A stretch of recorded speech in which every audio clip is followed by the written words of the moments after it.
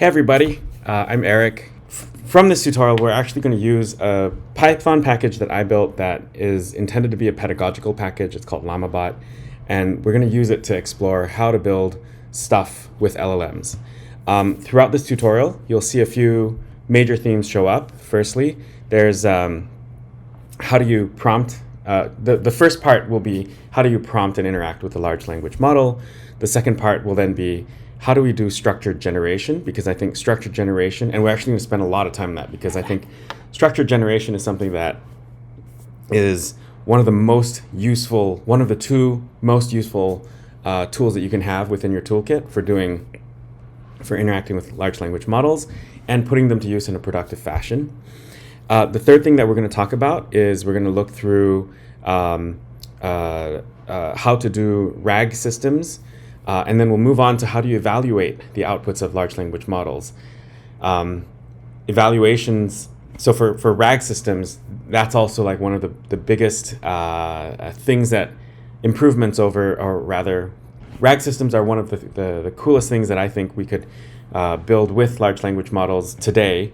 And they enable us to do information retrieval and answer generation in a fashion that is really much faster and more ergonomic and personalizable and tailored to how we do to how people might want to, compared to how people might do it pre-large language models.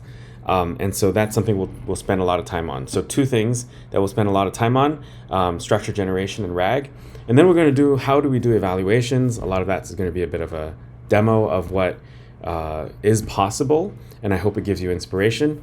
And because we don't have the time constraints of a tutorial on site, I'm actually going to show a little bit about how agents are built.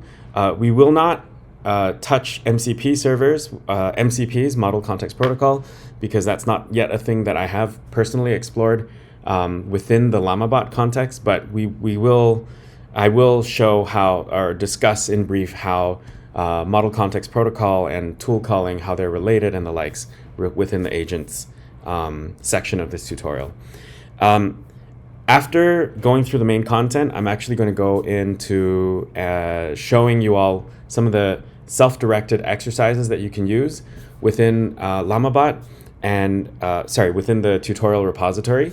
And hopefully that will give folks something that they can chew on for the rest of the year, or it gives you inspiration really for what you might want to be building using large language models.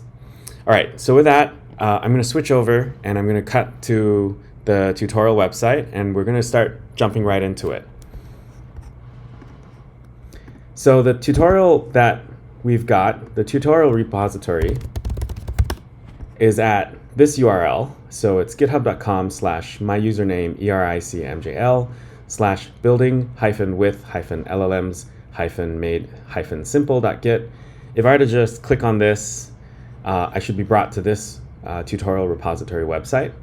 You may be wondering, oh shoots, how do I get started? How do I get started with using the tutorial and learning from the content inside here? Well, it turns out there's not much that you need. Step 0 is, if you have Pixie already, all you need to do is follow the steps after this. But if you don't have Pixie, install Pixie first. I'm using Pixie as I was going to say glorified something. I'm using Pixie as a way of not really managing the project itself, but helping people get initialized faster with a single command, or as few commands as possible. So if you're on Linux or Mac OS, follow these instructions: curl fssl, blah, blah, blah. If you're on Windows, use IWR, blah, blah, blah, blah, blah, all that stuff. Pixie will install, and the way you'll know that you've got it installed is if you go to the terminal and you do which Pixie, it should show a path that looks something like this. So /user/my-username or your username /.pixie/bin/pixie. So the result of which Pixie should look something like this. If you're on Windows, I will admit I don't really know Windows very well, so there should be an analogous command. This being an LLM tutorial, you should feel free to search for the answer on how to see which package or which whether a command is installed.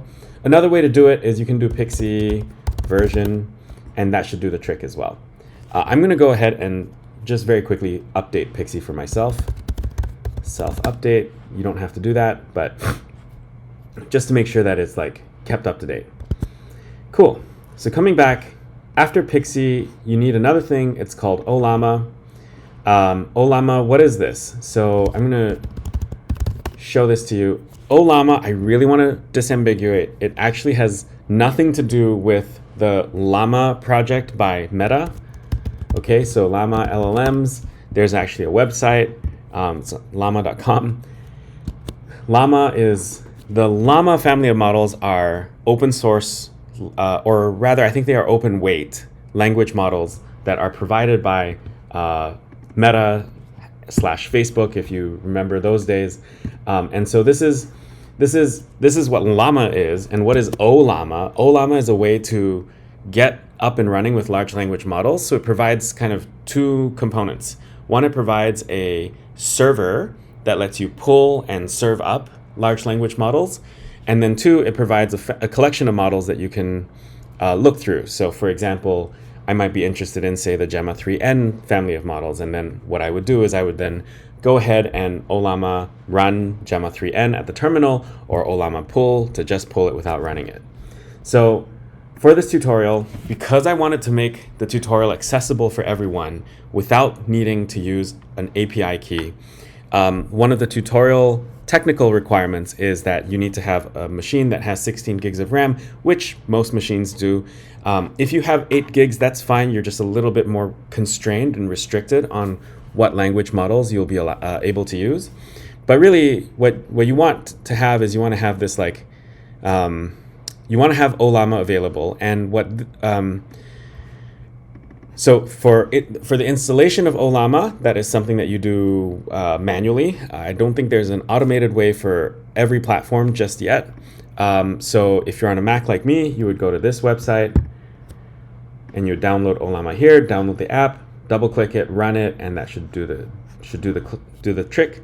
So if I were to go to the Finder and go to, say, Applications, you would find the Ollama icon over here. Double click that, it should start Ollama. You should probably see an icon out here, and that will tell you Ollama is running. And then another way to make sure Ollama is running is you do hyper, go back to the terminal, in my case hyper, and you would do which Ollama, and you should see Ollama installed at a path. And then after that, you can also do Ollama list. And in my case, I've downloaded a whole bunch of, a boatload of large language models. This I recommend you do start with it. Start with some of the language models that are recommended by the tutorial, just for educational purposes, not for day-to-day use. So to do that, what this installation script does is it actually pulls in the LLM models, and so it'll pull in these guys. It'll install UV. It'll set up a virtual environment for this repository, and finally it'll install additional required dependencies that are present. At SciPy, we did ask tutorial participants to do this before arrival, and the reason for that was because you don't want to be dependent on conference Wi-Fi for everything. And if everyone in the classroom was downloading the language models, that would clog the internet. So my priors on the amount of time that it takes, it probably would take about half an hour or so to finish downloading all 3 models. You may or may not have enough space, and so on your disk, because like this one's like 1 gigabyte. What's the size of 5.4? 5.4 is like 9 gigabytes. What's the size of Llama 3.2? They're right here, it's 2 gigabytes. So like these 3 models in total should take about 9 plus 4, 13 gigabytes of space. You do want to make sure you have enough disk space available for that. Cool. And then finally, for logistics wise, for this tutorial, one of the things that I've done is instead of running the tutorial using Jupyter notebooks, I've elected to run everything using Marimo notebooks. And there's a great reason for that. It's because with Marimo notebooks, it really simplifies that are run by UV. If you haven't heard of it, UV is great. It's, I think, becoming the future of Python packaging. The reason for using Marimo notebooks is because primarily I can provide a standalone file, and I'll give you an example of what that looks like. So if I go to notebooks and I go to, say, simplebot.py, this is the entire notebook. And what's really cool is this. My entire environment is defined right here at the top of the file. And so I do not need to, it becomes really easy actually, right? Because then I can provide a single file, and you can have both the notebooks and the Python environment necessary to run it fully defined within the single notebook itself. And in fact, you may see this little thing down here which may feel a little bit complicated, the UV sources and the likes. I'm going to simplify this even further because this stuff over here was really all the answers that I had, and I think with Marimo notebooks, you'll see in a moment, it's possible to have cells out of order, but they execute in topological order. It's so amazing. And that means I can actually just hide some of the answers at the bottom of the notebook for folks and for folks who are stuck, they can just take a look at those answers. They won't need, you in the future, I will make this improvement. That's my commitment to everyone. We won't need this piece over here.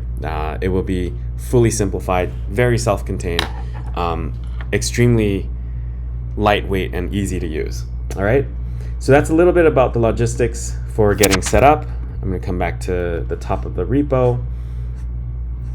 We'll come back here. So in order to run the notebooks, you would do uvx marimo edit blah, some notebook. Yeah, that's basically it. Right, sorry, so run a notebook over here. So we'd actually have to cd into the notebooks and then run that notebook over here. So I'm taking a mental note of some of the instruction changes that I'll make onto the repo later. So with that, that's more or less the overview and the introduction before we go into the main content of the tutorial. Some of the questions that came up from the tutorial class were like, what if we don't have the ability to run the local models for whatever reason? And just for the SciPy tutorial, and actually for the month of July, what I did was I actually deployed some large language models up onto Modal. So there's modal.com. FYI, tutorial, no sponsorship. It's just like I genuinely love what Modal's doing with respect to helping us with the cloud. They gave me a bunch of credits to host large language models for the tutorial class, and so I deployed Ollama on Modal. I actually have a GitHub repository where I do github.com /Ollama on Modal. So if you would like to deploy Ollama on Modal yourself and try to use the endpoint, I have an example of, and use LlamaBot with Ollama, but hosted on a more powerful machine in the cloud, then what you can do is you can follow the instructions on this code repository, which is github.com /ericmjl /Ollama on Modal. Follow the instructions here, and then use the API base that is specified according to your Modal account. Just for context, right? Modal gives everyone $30 of credit per month for free if you sign up, which means you get $30 of usage, no cost. The whole tutorial, after looking at the whole tutorial, the total running cost of running Ollama on Modal for the folks who didn't have Ollama installed locally and were relying on the API endpoint, it cost me less than $5. We had less than $5 of API usage. And so I think I'm very confident that if you want to try an experiment, one, if your machine isn't powerful enough, or two, you want to try and experiment with really high power models, you can go ahead and follow the instructions here. It's a little bit more advanced, but you can follow the instructions here and get your own Ollama running on Modal, and that'll be pretty powerful. I think that'll be pretty powerful for what you might want to accomplish during the tutorial. Unfortunately, because it's my own money, I'm not keeping that endpoint up forever, so I will take it down. That said, it was a very instructive exercise. Some of the tutorial participants used it after the tutorial to go and build some stuff for themselves. They had a lot of fun, and so I'd really encourage you, give it a shot if that's something you're interested in. Go deploy Ollama on Modal, access some more powerful hardware on the fly, and give the tutorial a spin as well. All right, so with that, that I think covers most of what I can remember from the live tutorial. And so we're gonna cut over to running Notebook 1 and get familiar with how to use LlamaBot, that educational package that I built, and use it as a base for us to try to explore what we mean by building with large language models. All right, everybody, now that we've gone through some of the introductory material, we're going to head over to the notebooks. Over to my terminal, and my terminal is over here. I've already cloned the repository, Building with LLMs Made Simple. So if I ls over here, I will see that I have the notebooks directory. We're going to cd into notebooks, cd notebooks. Let me clear so that this stuff goes to the top. And if I ls over here, you'll notice I've got all of the notebooks that we need. And so the first one we're going to open up is actually not the intro, because I basically talked through the intro previously. So what we're going to do now is we're going to do SimpleBot. We're going to look through SimpleBot over here, and we're going to go launch it. So what's the command that you need?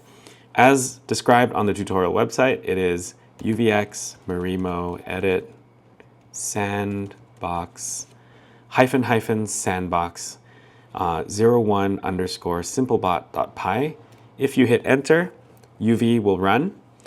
I'm going to very briefly switch back to the terminal and explain what's going on for those of you who might not have been exposed to UV and UVX before. So UV is a modern Python package manager written by the Astral folks. The Astral team has done a great job making Python packaging awesome and easy for the Pythonistas of the world. And so UVX is a way of running Python tooling without ever actually installing the Python tools. For those of you who might come from the TypeScript world, NPX is NPX is the equivalent from the Python from the TypeScript world. And so what we're doing with this command is we're running uvx marimo edit. We're telling Marimo, I want to edit this notebook, but I want to edit it in sandbox mode. And just to remind everybody, sandbox mode is possible because we have PEP723 style inline script metadata that allows me as the person who's written the notebook to actually provide the inline script metadata that's necessary to tell for folks to go, all right, this is the set of dependencies that this notebook depends on, relies on. Please install them at runtime, at the time that we run this command. All right, and so with that brief explanation out of the way, let's move into the notebook itself proper. So this is my way of SimpleBot from LlamaBot is a way of basically getting familiar and up to speed with LlamaBot bots, and it kind of defines the uniform API that's necessary. That I think is it is abstracted enough for the purposes of learning, right? There is actually underneath the hood a package that LlamaBot depends on, which is LLM. It's this package over here. So if you are curious as to what models are supported, what API providers are supported, etc., check out LLM. Any model provider that is supported by LLM will work with LlamaBot, because literally LlamaBot is nothing more than a more opinionated abstraction on top of LLM. Okay, so we're going to come back here. So we're going to actually learn how to interact with large language models. That's this point over here. And the interface we'll be using is the SimpleBot interface. What we're going to do with this notebook is that we're not going to go through it in too much depth, because I think most people who are looking at this tutorial, my prior expectations are that you've probably played with ChatGPT or with Claude or with other model providers that have got a chat interface. And so you'll know that large language models are human-ish. They're not really human, but they do parrot back to us like a human would. And so interacting with large language models is really all about interaction through natural language. And so this notebook, I really don't expect us to take too long to walk through. So the first part that I want to really emphasize is that when you interact with a large language model, especially if you're programming it, not in a chat setting, but you're actually programming it with like API calls, the first thing that you want to know, like I think that is the biggest distinguishing mark between interacting with a chat session, say Claude, right? So if I open Claude, let's see, I hope there's nothing private that I'm showing here. Right, so great. Claude as a tool, you interact with it through chat, and it kind of automatically keeps memory for you. But with large language model APIs, memory is not a thing. And so every call is a fresh call. You can think of it as like every API call I make, I'm talking to a humanish person that has zero memory over what we were talking about before. So I get the chance to actually steer that person in different directions. The ultimate amnesiac, if you would, right? And so the main points about, the main thing about how you interact with a large language model are that you need a system prompt. That's this guy over here. And what does the system prompt do? The system prompt basically steers a language model and is sent with every single API call so that the language model response is always steered with that system prompt. Then you need to define a model name, right? And the model name in this case, because we're going to do it entirely locally, we're going to use Llama 3.2 as just the base case, just to experiment with it. And this argument here, temperature, I'll explain it in a moment, but just know that temperature is a way of configuring the large language model. So we'll talk about this one later. Now, to hammer home the point that bots are all just text in and text out, I can call on the bot and say, bot aloha, and the response will be, aloha back at ya. How can I assist you today? And I can do something like hello instead, and it'll just respond with that. Now to hammer home the point of memory free, remember what we've been talking about? And the answer is no, I don't have any record of our previous conversation. Each time you interact with me, it's a new conversation, and I don't retain any information from previous chats. So that kind of should hammer home the point that large language model APIs are stateless or memoryless.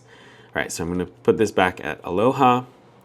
What I think is instructive is if we observe the response object itself, we'll notice that it's actually got two components to it. The first component is the role, and the second component is the content. When you're building with large language model APIs, it's very helpful to know what is the role and what is the content of a message, because a message can be sent by a user or it can be returned by the API, in which case the role for the user message is user, but canonically the role for the assistant message, the AI message, it's going to be called assistant. So that's what we see over here. The response back from the language model is assistant type or assistant role, and the content is exactly what we saw just now over there. Wow, that's me and my horrible scribbling. Cool. So that hopefully disambiguates a little bit about like what is this response object that we're getting back. With LLMs, we can actually alter the SimpleBot's persona. And so what I did here is I actually created a Feynman bot, which has a system prompt where we're saying, you respond like Richard Feynman. So I want you to respond like Richard Feynman in all of your responses. So I can basically go, hey, FeynmanBot, aloha, and then it'll respond, hey, my friend, it is great to meet you. You know, I always say that the best way to learn something is to ask questions and not to be afraid to look like a fool. So what's on your mind? Want to talk about physics or maybe something else entirely? Fire away, my friend. And I can then ask FeynmanBot, give me an explanation on what black holes do. And we'll see what shows up. There's a lot of text generated. I won't read through it bit by bit. But, you know, that's a way that if you were to just kind of stare at this, if you try to stare at the response, you might notice, wow, this is a pretty clear, pretty personable and friendly response, which is perhaps what Richard Feynman might sound like.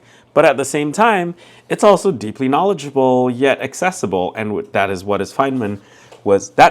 Feynman was known for. Richard Feynman, the physicist. Right? And he's one of my heroes in the field of sciences, natural sciences. So I like to bring that up.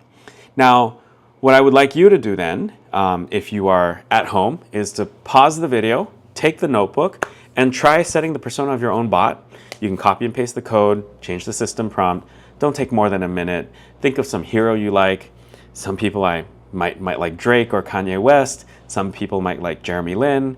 Some might like other fellow scientists like Marie Curie. So go ahead and try that exercise for yourself. Once you're done, hit unpause, and then we'll continue. Now, let's go on to the next. Once you're done, so go ahead, try that exercise. Pardon me, I just got distracted by something outside there.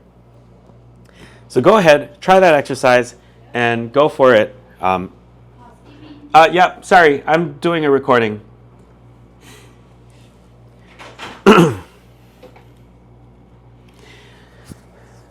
Okay, so what I'd like you to do now is to go through the exercise. Go ahead and try setting the persona of your own bot. So you can copy and paste the code that is above here and change the system prompt to somebody that you like. It can be, say, for example, some singers or poets or musicians, artists, scientists, whatever you can think of. You know, we had some really great talks at the SciPy conference. You may want to try to emulate one of the speakers or the keynote speakers to see if there's something that's relatively well known. And so give that a shot. See what you get, right? And the real lesson from this one is that you can actually set the persona of a large language model. So go ahead, try the exercise, hit pause. When you're done with it, come back to the video, and we'll resume.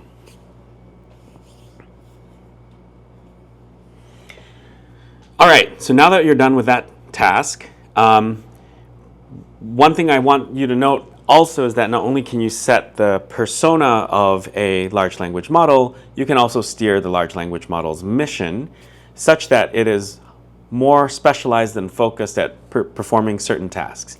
So for example, I can steer a large language model to generate poetry, and actually to hammer home the point, I'm going to do the exercise live with everyone. Feynman Poet Bot, and you are that will be the name of the bot. And what we're going to do here is you are a poet who responds like Richard Feynman. You generate poetry for every response, and we'll see what happens here. So notice how Llama 3.2 generated poetry. That kind of sounds like Richard Feynman. So now what I would like you to do is go ahead and try this exercise for yourself. Again, shouldn't take too long. The important piece is that you should generate poetry for, the important piece is that you should steer the large language model to have a mission. So in this case, what we're noticing here is I've got the persona of the large language model, and then I've got the mission of the language model. And these two things together allow you to create pretty powerful things later on. So go ahead and try that, pause the video, and when you're done, we'll come back and go through the rest of the notebook. So go ahead, pause the video, and when you're done, we'll come back and go through the rest of the notebook.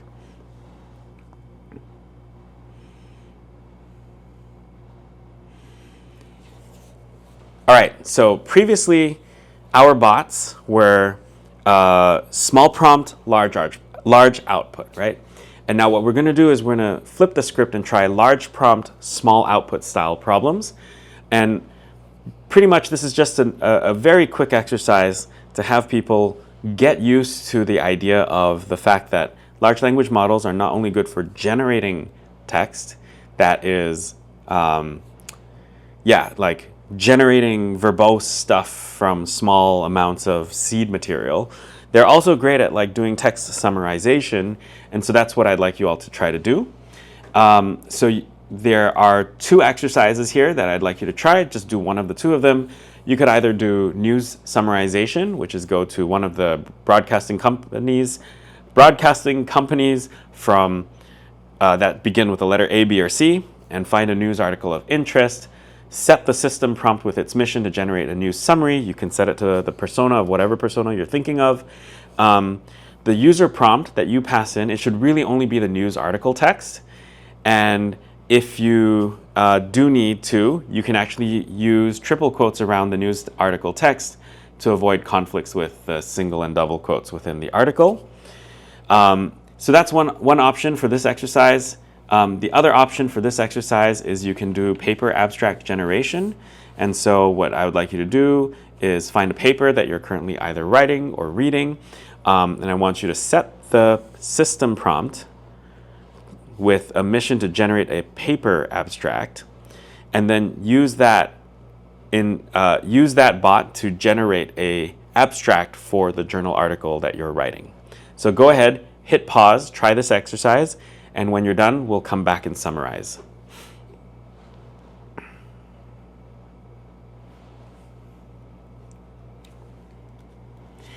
All right, so I wanted to very quickly summarize what we've learned from this notebook. It shouldn't be too much.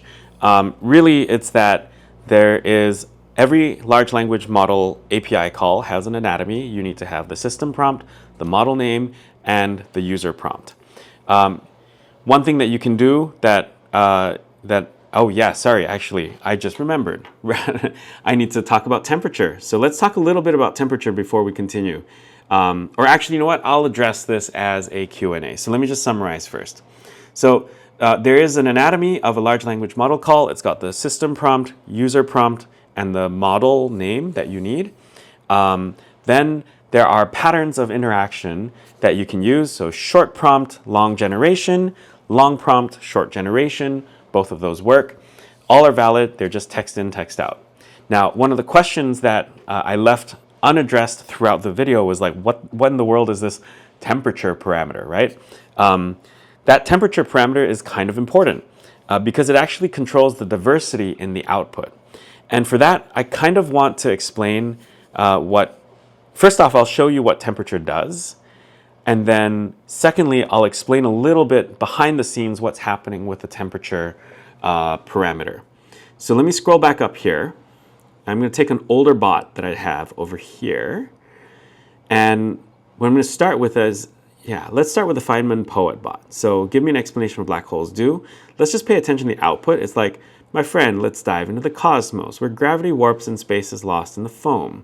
Black hole's power, a mystery to share, a region so dense not even light can escape its snare. Okay, so that's the first paragraph. If I were to run this again, what do we get? It's actually the same. We get the same output. And that's because the default temperature is set to 0.0. So I'm going to run it one more time, and it is still the same. Now, if I were to tune up the temperature, let's see what happens. Oh, look, we have a different poem. Let's dive into the abyss of space, where gravity warps and time loses its pace. That's dramatically different from what we got. And if I do this again, we have yet another poem that shows up, right? So what is actually happening here? Well, the temperature controls the diversity of the output at a macro scale. But what is temperature actually doing behind the scenes? Temperature has to do with the sampling process for tokens when large language model generate text. So the way that large language models work is that they generate the next token over one at a time. They're very efficient at generating tokens. And the way they generate these tokens is that at the time of generation, there's a probability distribution that is predicted given all of the previous text. What is the probability distribution over tokens that we need to sample? Now, that means text generation is actually a non-deterministic process, which is why you'll see the term stochastic parrot, right? Stochastic parrot. That term will show up in many places where large language models are showing up as stochastic parrot systems that statically mimic text without real understanding.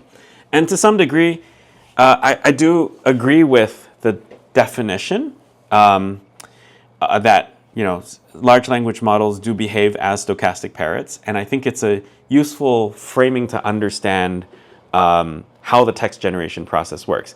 I wouldn't characterize all uses of LLMs as merely being stochastic parroting, even though that might be technically true in every single case. There are places where we need to move beyond that level of a simplistic level of understanding there, but we'll talk about that later. In any case, so I have a probability distribution over what tokens I can sample. Some tokens might have high probability mass, some might have low probability mass. And the idea here then is I want to probabilistically sample what I get next. So I'll sample and then add that to the text and then re-sample the next token, like go ahead and sample the next token over and over. What temperature does is it does something like what simulated annealing happens, what happens during simulated annealing. And what that is doing is we're modifying the probability distribution by raising it to the exponent of some temperature times the values inside there. That's if I remember the math correctly. And what that has as an effect is if temperature is 0, it's actually just the original probability distribution. But if temperature is any number greater than 0, it starts to flatten out the probability distribution between such that the probability mass that is assigned to each token becomes more and more even, right? It never will be fully even. There's always like that stochasticity. It will never be always even because like raising to the exponent and like the math basically works out that way. But what's really cool is that you can generate diversity by making it such that instead of having such a spiky distribution at one token such that you're all effectively always sampling that token, you can actually, with higher probability, sample other tokens and start exploring the universe of basically text generation possibilities there. And so that is what is happening with the temperature parameter. Basically, if I were to go up into Excalidraw, let's see, I might have, just to make this visual, I might have like with temperature 0, I might have a very spiky probability distribution such that there's only one token that's really, really probable. Let me just try to like quickly make this diagram over here. Oh man, that's hard. All right, so that is with temperature equals 0. I'm just going to pretend that I have 4 tokens here. And let's put some text up here. 0.0. All right, that's great. I'm actually going to change that to large. And then what might happen with temperature greater than 0 is you'll even out the probability distribution. Please ignore the fact that I don't have y-axis labels over here, right? Like the probability distribution changes. So I'm going to put this down over here. Probability of token on the x-axis over here. Probability of token on the x-axis here. And just to make this absolutely clear, I am a nitpicky scientist. Token is on the x-axis. token is on the y-axis. All right, my high school physics teachers would be proud of me. Kids, always label your axes. All right, there we go. So temperature equals 0. It looks like that. When temperature goes greater to 0, this thing starts to look more and more like an even probability distribution, and that is where the next token sampling becomes less deterministic. I do want to emphasize, sorry, let me just put some notes here. More and more even. I'm just going to put that in small font size as a footnote. May be very spiky. Okay, so this might be spiky. I do want to emphasize one thing though.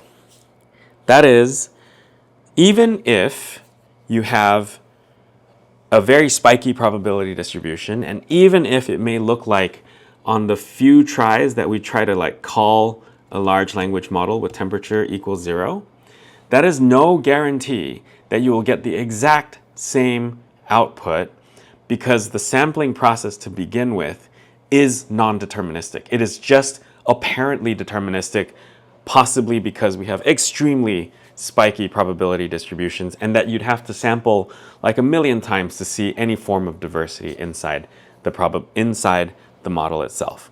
So with that, I hope I've addressed the temperature explanation. Thanks to this recording, what I might do is I might actually just go ahead and like put this Excalidraw inside the Marimo notebooks itself and share that with everyone.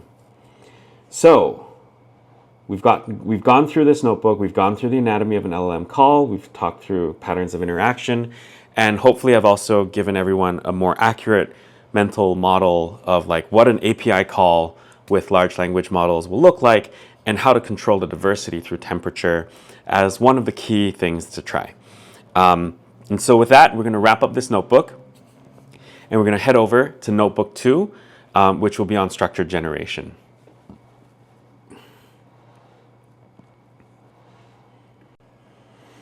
Alrighty, so now that we're done with notebook 1, we're going to head over to notebook 2.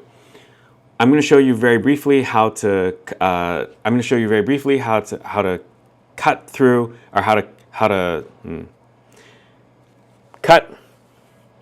Alrighty, now that we're done with notebook 1, we're going to head over to notebook 2. So let's get into it. First off, we need to close the notebook. So I'm going to hit close the tab here. I'm also just going to close the other tab that I got here. All right, sounds good. Let's leave that up because that might be useful later. I'm going to switch back to Hyper or my terminal. You'll notice there's a bunch of stuff that may have come out. Doesn't matter. This is basically me running the notebook. So we're going to do Control-C. It'll ask me, are you sure you want to quit? And yes is the answer. Hit Y, hit Enter, and bang. Now we'll have that. We'll come out of notebook 1. So I'm going to clear the terminal, and let's come back here. We're going to run notebook 02 structured bot. So same command, UVX Marimo edit sandbox 02 structured bot.py. We'll go ahead and run that. Let that show up, and bingo, we have the notebook on structured outputs. So let's talk a little bit about structured outputs. So in this notebook, we're going to explore how to generate structured outputs using the structured bot interface. And structured bot really is just an interface. It doesn't do anything fancy, and I'll explain that in a little bit. Some of the learning goals are that you should know by the end of this section how to distinguish between freeform and structured LLM outputs. We're going to use a lot of Pydantic. Pydantic has become industry standard, so I think it's a great way to use it, a great way to guarantee structured outputs, and I'll explain how that happens later. We're going to create a few structured bots for doing that, and then we're going to add some custom formatting as well, so you can basically take the output that you have and then pipe it to wherever you need it to. We'll see an example of handling complex nested data structures, right? So I think that will be extremely handy to know. And finally, we'll do just a very little bit lightweight of experimentation, right? So just comparing different models and temperature settings during structured generation. All right, so let's move on. Part 1 was all about generating free form text responses, right? So it was free text in, free text out. But one of the more useful places for large language models is actually in generating structured outputs. One moment. And with that, you will see by the end that with structured outputs, we're just able to fill forms really quickly, which is extremely helpful because as a human, I hate filling forms. And so I think it should be left to a large language model to help me fill those forms. Okay, so just to peel back things a little bit more as well, some approaches to structured generation include either prompting to get JSON and then parsing the generated text, which is the older way of doing it, or the newer way of doing it is actually technically much cooler. You do logits masking, and it's done by the outlines. This was first made easy, I think, with the outlines package, and that's by some friends who formed a company called .txt, and it's in their open source package called Outlines. Highly recommend people go and check it out. So this is more complex to implement. Outlines made it simple. Also, they're building out a high performance service as well, so definitely check them out. All right. Within LlamaBot, because it's just an API wrapper, really, StructuredBot is agnostic to the method of structured generation. We only rely on the contract between Light LLM and the API providers to guarantee that we will get JSON formatted text that we can use. All right, so let's go ahead and create our first structured bot. So we're going to create a person generator, and the way that we do this is we define a pydantic model, which is this guy over here, to represent the structured data that we want, and then we create a structured bot we call on that structured bot. We create the structured bot and then call on it to generate the data conforming to this data model. So our task here is to generate a person with a name, an age, and an occupation, and then to create a structured bot that uses this model to generate person profiles. And so the LlamaBot API that you will need to use will look something like this, and it'll look like this guy. So class model name, you will change model name over here. And then you define the two fields or two or three or n fields that you need. So in this case, there are two fields. You would change field 1 and field 2 to name it correctly. You'll change the type to be a Python type, so it could be int, str, whatever. And then you'll go field equals description, and you would have to then fill in something over here. And that defines the data model for what needs to be generated. That's the first part, right? So you need to generate the person model. And then secondly, you need to generate the structured bot. And you'll notice we have to pass in the same elements, system prompt and model name, but now we also pass in pydantic model. And so then that together will define the structured generator bot. So in this case, for example, I'm gonna comment out some stuff. This is a vestige from the past when I was vestige from the live class. So the first thing that we need to do is we need to do class person with name, age, and occupation, and I can fill that in over here. And then if I then create the person bot, which is pydantic model equals person, right? I'm passing in this guy over here. I then have the system prompt. You are a generator of fictional persons with jobs. And then I pass in the model name and a temperature parameter, which for now I'm going to set to 0. All right, now I can do a thing where I say, give me a person that has a particular profile, right? And so like I might say I want to generate a person who is a doctor in the emergency room. I'm a biologist, so ER for me stands for endoplasmic reticulum, if that resonates with anybody. But in this case, what will happen is this model will end up generating a person. That person's name is Sophia Patel. It will be that person's name is age 35, and their occupation is emergency room physician, right? I can do it a few more times. Same thing, same thing. This is hopefully hammering home the point about the temperature parameter. So if I change that to like 0.7, what happens over here? Now I get Dr. Ethan Thompson, age 42, still an ER physician. Sophia Patel again. Emily Patel, all the Patels.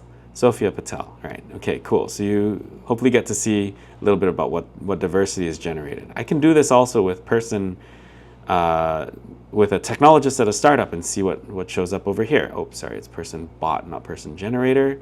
Person bot gives me Ethan Kim, NovaSpire startup, Ethan Thompson. A lot of Ethans are being generated here. A lot of Thompsons are being generated. So we're seeing that happen. If I bump this up to even like 1.5, let's just see what happens here. So now we're starting to get Alex Chen, Evelyn Pritchard, Ava Moreno, Maya Singh, Emily Patel, Evie Chen. That's a new one, right? Putting like the nickname inside there. I hope this really hammers home that you can control diversity by changing the temperature of the bot. And so what's also cool is because we can define custom formatters, right? I can actually then go ahead and define like a dunder stir, double underscore str double underscore dunder stir class method. And what this will give me back is a formatted representation of the bot. And so if I do stir of person, right, I'm Echo Foxworth, age 27, and my job is senior software engineer and technical lead, right? That kind of works. So, and I wanted to hammer home that this is also basically filling forms, and I think it's useful to see the filling out of a form in action. So really what I did here is just to hammer it home for everybody.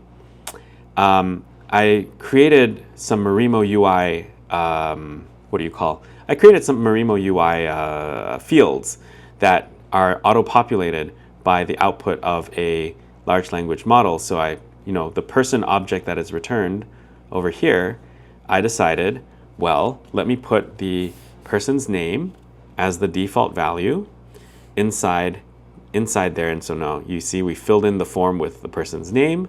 Then we put in the slider, and I have the age as the default value. And let's see what the age is over here.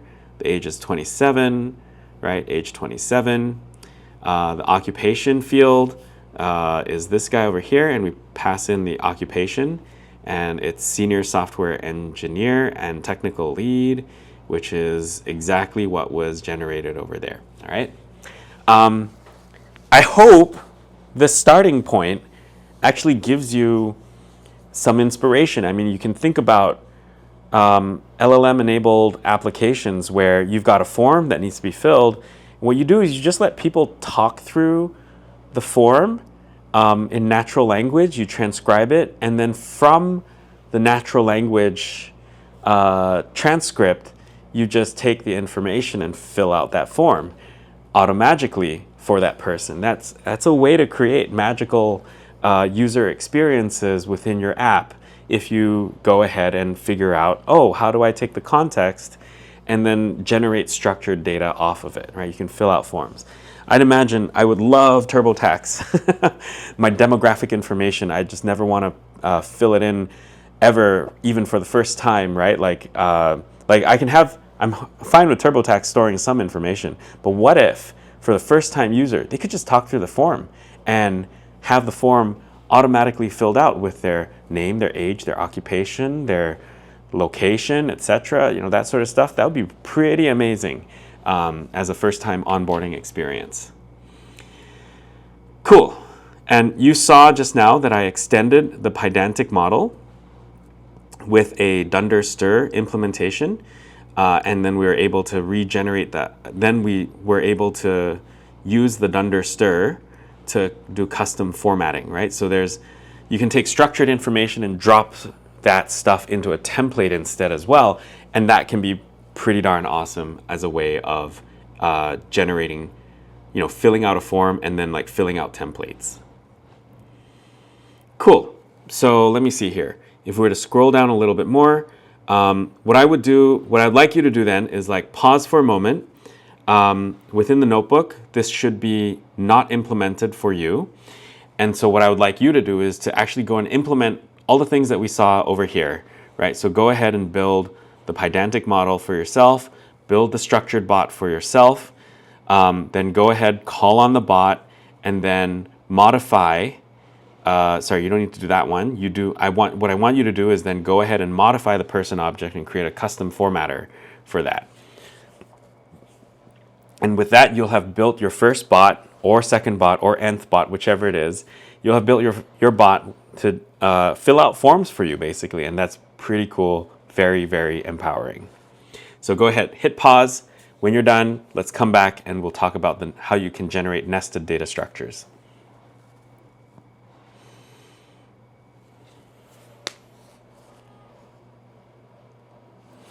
Alrighty, let's continue with nested data structures. So just now we were basically generating something that was like an individual within a collection of individuals, or an individual within a group of individuals. And so we're generating one person.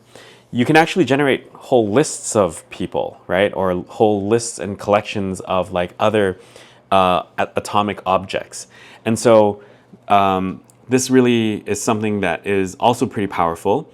And it follows the exact same patterns, with the only difference being you might create the atomic data model over here with, say, the individual class right there.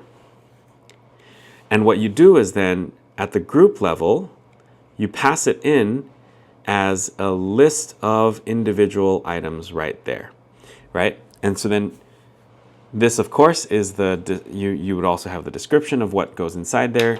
Actually realize that we're missing a keyword argument, so description equals that, and we need to do triple dot down there. So, and then description equals blah. Great. Okay, great. So now we have that accurately reflected. So you'll end up doing something like this. So you can then like create a structured bot in which the Pydantic model is the group level Pydantic model rather than the individual. So what this does is it generates groups of stuff jointly conditioned on the other elements that are present inside there, rather than independently. And so what we can do then, and that little technical detail means you might get different results if you were to just like call class individual 5 times and manually generate them and put them together as a list. And so here we have an exercise over here, which is to generate a class list of people. So you got the people, the person object that was defined above, and now what I'd like you to do is to create a list of people, and within that list, we'll treat it as, well, for that list, we'll basically treat it as like a list of a tutorial class list, right? So let's see how many people we can generate over here. So I'd like you to pause for a moment. I'm flashing up the answer right now, but I'd like you to pause for a moment and attempt this exercise for yourself. And then once you're done, I'll come back and we'll walk through the answers.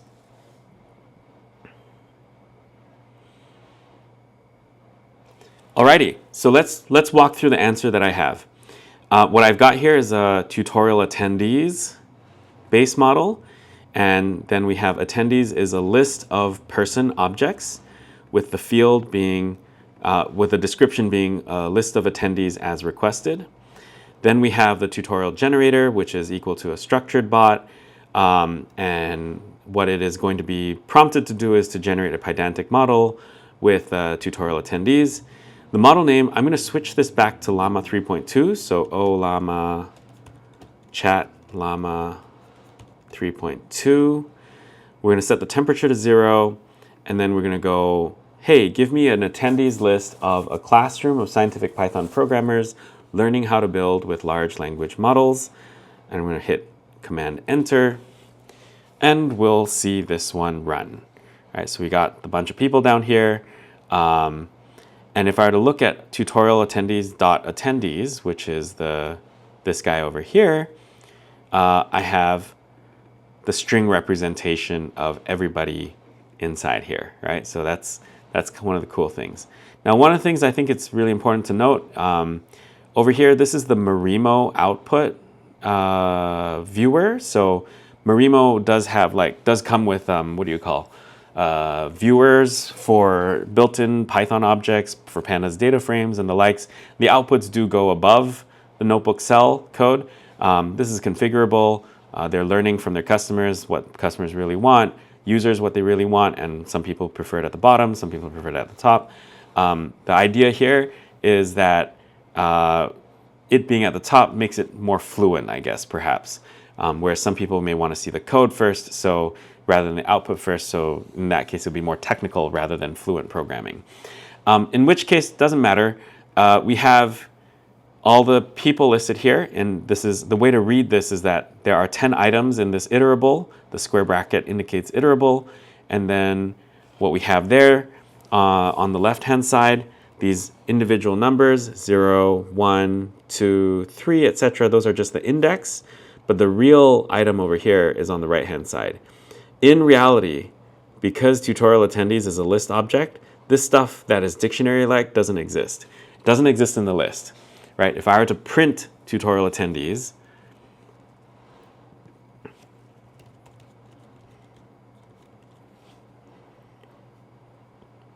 you'll notice that, gosh, let's put a little bit of space in between. You'll notice that the thing that got printed, so this is just the standard output from the LLM call. What this is doing over here is it's just a list of person objects, right? There's nothing fancy going on. Notice there's no dictionary like 0, colon, etc. for the index. It is all just a list of stuff, right? So that's what's going on over here. That is the solution to the generator of a class list of tutorials participants. So let's move on to this notebook over here. I'm going to address some questions as after talking through some examples of how I've used structured generation. So notebook 9 is one example of how to use GPT-4o to do structured generation from images, and it's super cool. I actually have a few examples that I wanted to show everyone. So I'm just going to go ahead and go through it. So if I go back up here, if I go to my website, and if I go to APIs, and I go to LlamaBot, and finally I'm going to open up Cursor actually in my website's directory, just to really make this easier to navigate then within the terminal. So let's just see here. Is Cursor opening? Cursor dot. You can open it up with VS Code, it doesn't matter. Let me hide the terminal a bit. Let's go to APIs, LlamaBot, and go to models.py. So as someone who blogs, I think it's also cool to be able to share my work through social media, but I am well known for not being very good at social media. Writing it, I know myself to be not very good and patient enough to write a good social media post. So what I did was I actually learned from other people who do that very well. What are the key principles of how to do a good social media post? And that resulted in me generating a bot that uses structured generation to generate LinkedIn posts. So let me walk through it a little bit, right? My LinkedIn post is defined over here.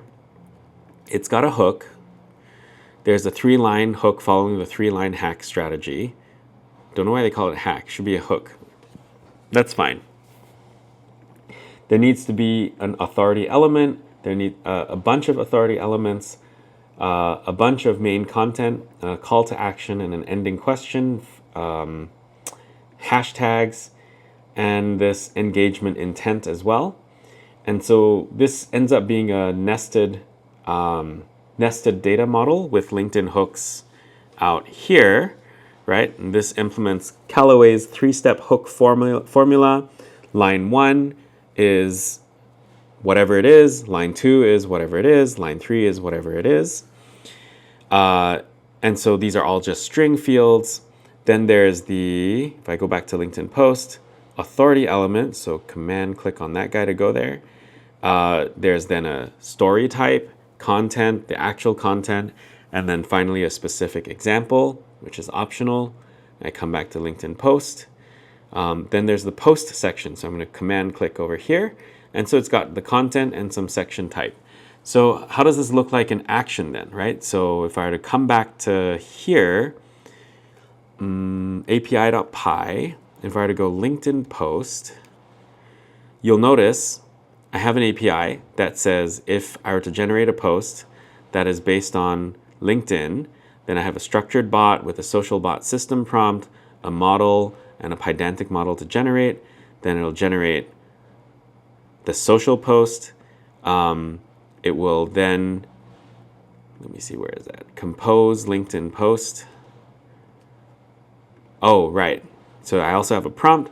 This is a blog post that I just wrote. It came from the following URL. Please compose for me a LinkedIn post that follows the provided JSON structure. Let me go back. And then it'll generate it over here. And then it'll return, the generate post will then return back to the front end UI that I have. So to really hammer home that this is working, I'm going to go to my blog bot. I think it's localhost 3000. No, it's not localhost 3000. One moment. If I were to go to the tmux window. I can see this over here. So cat pyproject.toml, and I go to the end over here. BlogBot will be hosted at port 8173. So if I go localhost 8173, that's my BlogBot over here. I have a blog post on how to use Xarray for unified laboratory data storage. I'm going to go to my blog, the live blog, and hit LinkedIn post. Give it a moment, let it run.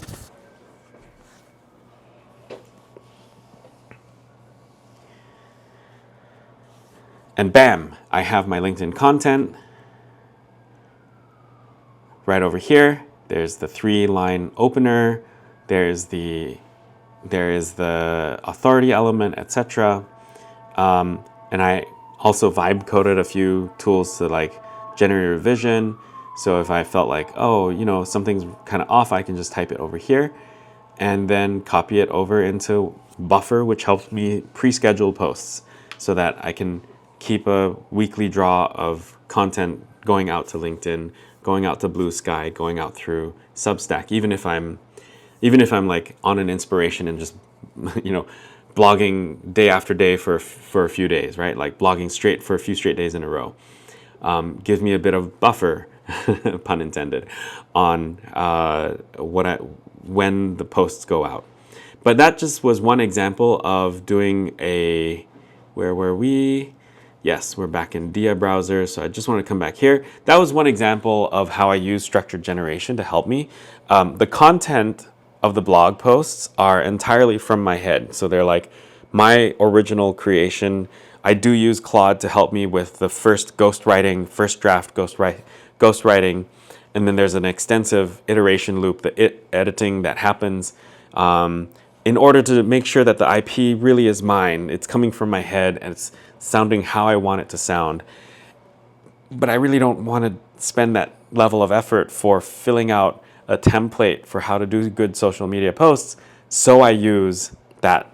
So what I do is I use my own homegrown bot to help me out with that process. So it's a really powerful thing for me, at least as someone who is like a blogger, a data scientist who wants to educate, but I got kids, I got other priorities in life. Social media is not exactly the highest, but I do want to use it as a platform to go and bless others, to share knowledge and the likes. So somehow playing the game to accomplish that goal and using LLMs as part of the toolkit has helped me to maintain that presence and accomplish that goal. So that's hopefully another example of where structured generation can be really helpful. So in conclusion, I want to share a few of the core concepts. I'm going to zoom in a little bit. Firstly, that it's a powerful paradigm shift in how we interact with LLMs, right? That is instead of just getting free text in, free text out, we can actually use it to generate structured information.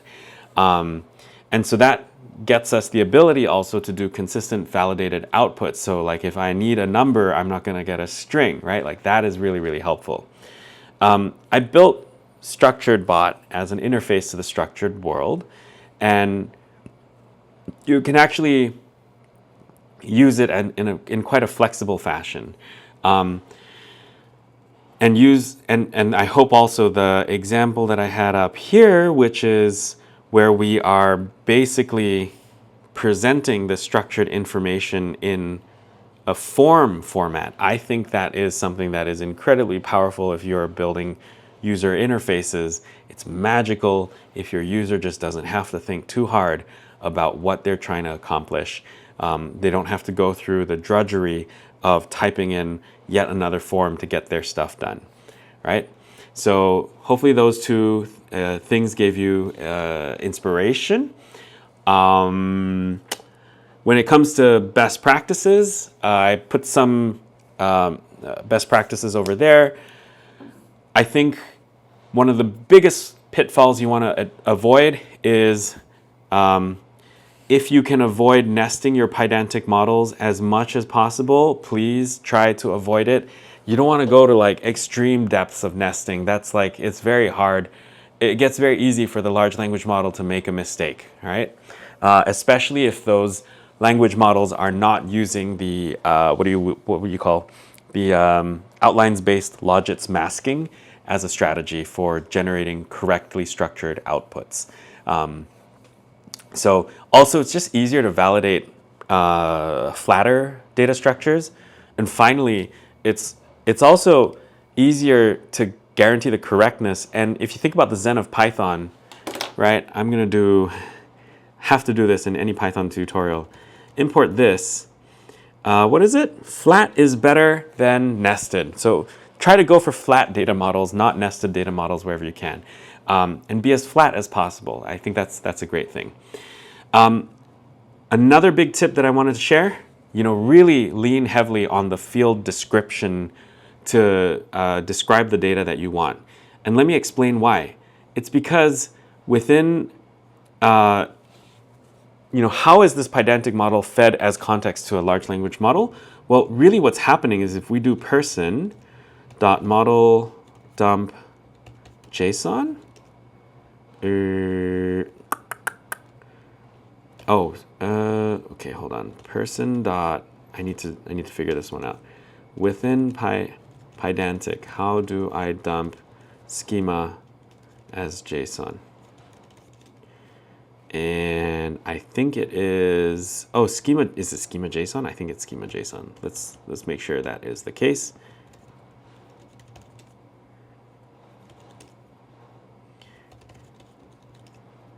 It is quite literally, I'm going to do pprint.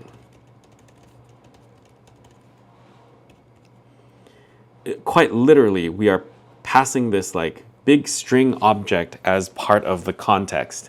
So if you have a description field, that will be incredibly helpful because it's a description field, and you can actually reference the other fields inside the data model. So description, name of the person, you might say, make sure that the name of the person is culturally typical for a particular age group or something, right? Like if you're trying to emphasize a point with stereotypes, be it positive or negative stereotypes, you can use this as a way, like this schema is provided as part of the LLM context, and now you can actually like make sure name and age are implicitly tied together through natural language instead, through a criteria that is genuinely hard to express in code, but very easy to express in natural language, right? So that's another thing that I think would be really helpful if you can lean heavily on the field class to describe the data that you want, and it's fed as context because it is fed as context to a large language model. And we know any natural language that is provided will steer the large language model to be biased to generate a particular type of output. All right, cool. Let me just delete this cell. with that, we're going to conclude the notebook on structured generation.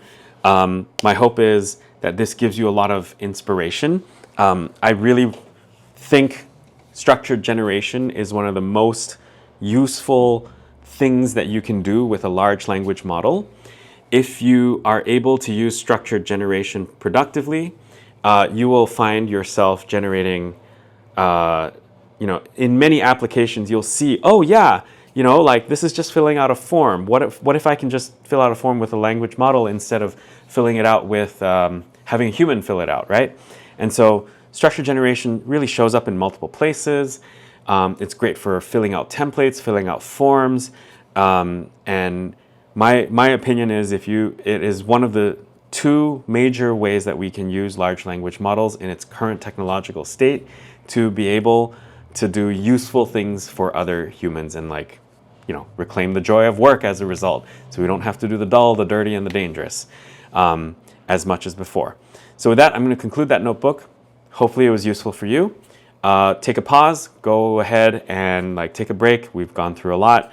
And in the next notebook, we'll head over into dealing with retrieval augmented generation, or RAG, as you might have heard. All right, friends, we're going to go into notebook 3 now, which is on retrieval augmented generation. But before we go there, let's close the previous notebooks and launch the new notebook server, Marimo Notebook Server.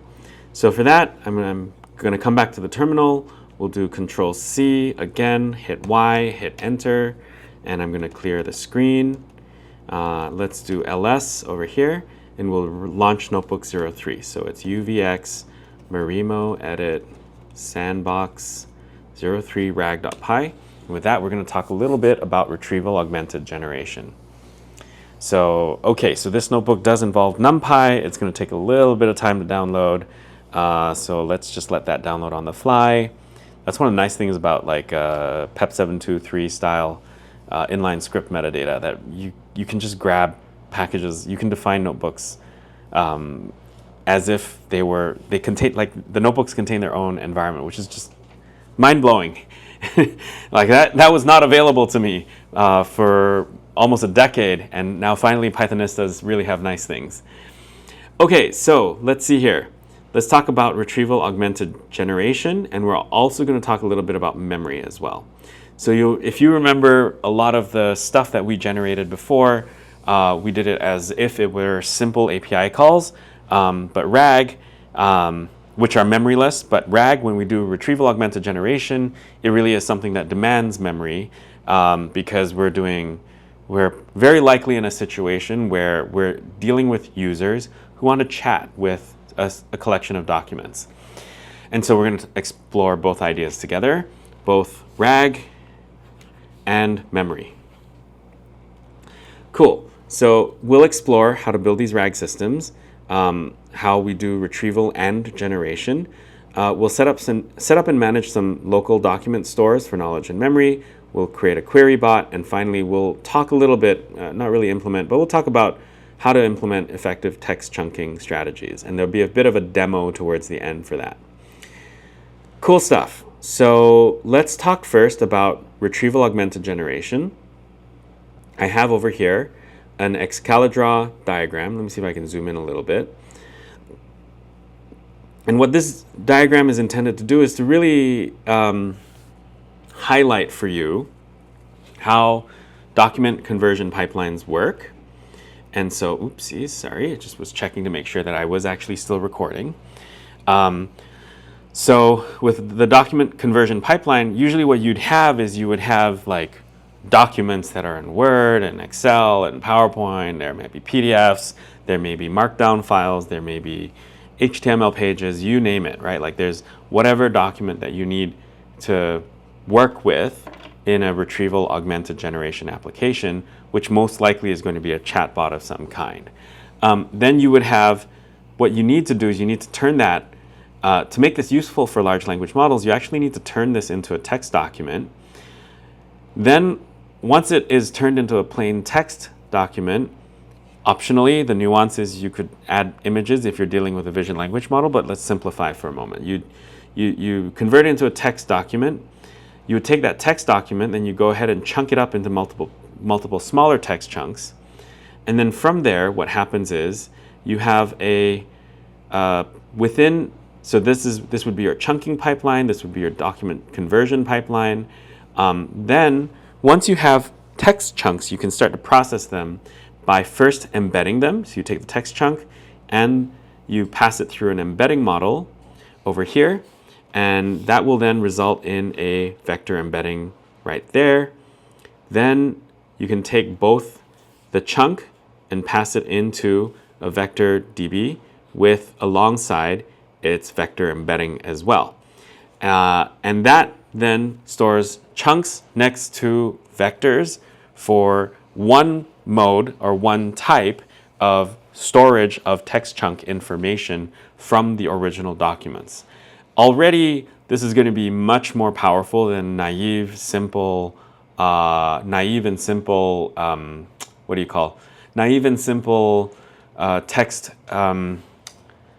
It's going to be more powerful than like keyword-based search. Thank you. That's what I was trying to recall there.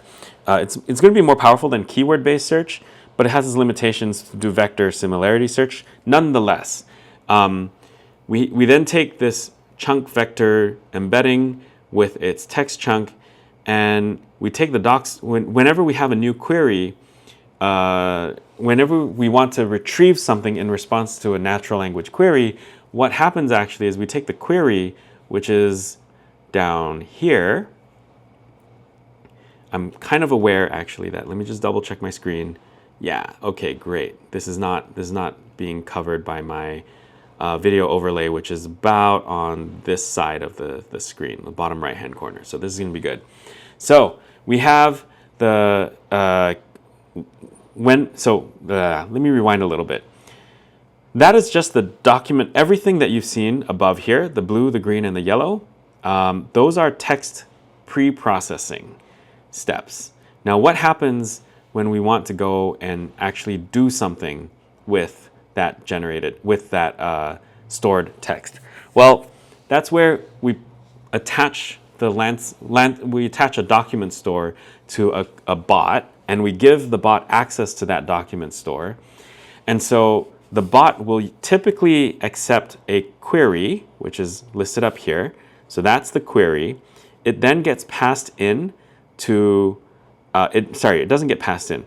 That query over here gets embedded, and that becomes a query vector embedding. Now that vector embedding is in memory and passed into the doc store, where then there is a retrieval function right here, right? So the retrieval function is right here. Let me see, bum, bum, there we go, retrieval function. And then the retrieval function, if it is doing pure vector similarity search, then only the query vector is passed in. But in the case of LlamaBot's opinionated take on LanceDB document stores, I actually pre-configure it to require both the query and the query vector embedding. And then there's a retrieval function which will retrieve a subset of text chunks, which are then passed back to QueryBot. So then the QueryBot will have a prompt composer over here, and that's nothing more than just like literally all it is doing is a template that has a place to put the query, the system prompt, and the text chunks that were put together. The prompt composer will then take all three of these pieces of context and pass them in as messages into the large language model right over here.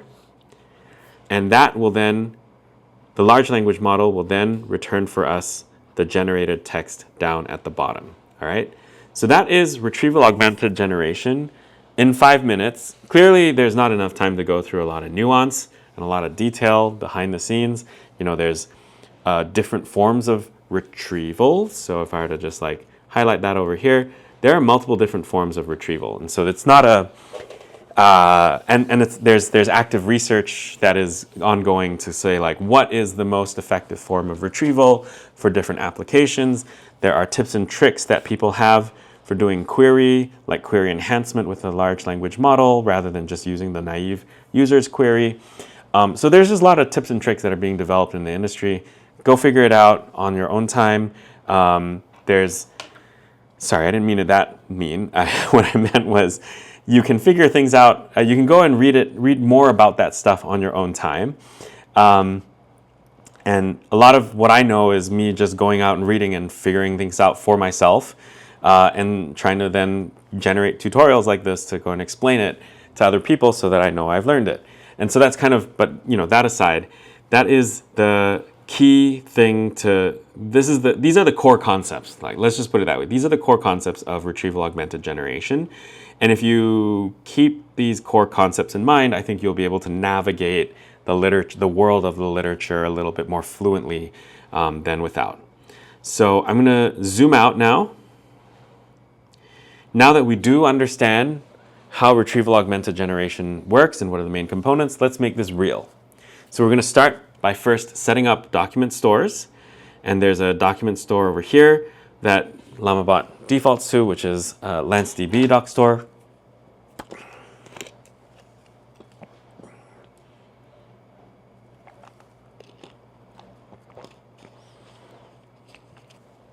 Pardon me. This is well-known. This is something I know about myself, well-known by myself. If I've talked for too long, I'll have the gag reflex. So pardon me there. Nonetheless, let's continue. So the API for doing that is like this. You do data store or ds equals lmb.lancedb.docstore. You want to put some informative name over here. And then what we'll do is then we'll create the LlamaBot doc store. So actually I've accomplished this over here for everyone. I peeled back a little bit about what's going on. Did I miss something? No, I didn't miss anything. This is great. Okay, cool. So we're going to create a knowledge store and a memory store. And for everyone's benefit, I've already filled this one out over here. It's called Zenthing Memory Stores or Zenthing Chat Memory for the memory store. Zenthing Knowledge Store. That's right. I don't want things to be confusing. So Zenthing Knowledge Store goes up here, and then Zenthing Chat Memory goes down here. And so what the memory store will do is it'll store for us chat memory for the bot. So what are we doing? You can read that here for yourself. I do want to highlight some of the key optimizations that I put inside, or key opinionated choices that I've put inside LanceDB within LlamaBot. So first off, small embedding length. The real idea here is that we don't. It is linked to the MinishLab Potion model as well. So it's kind of like configured to be good enough, maybe perhaps not optimized, but it'll be quick. It'll be fast. It'll allow for fast experimentation and iteration.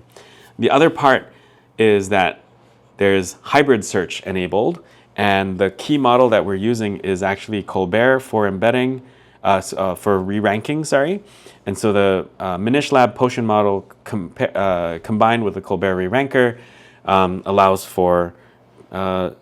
opinionatedly allows for good enough retrieval for you to get started and experiment with.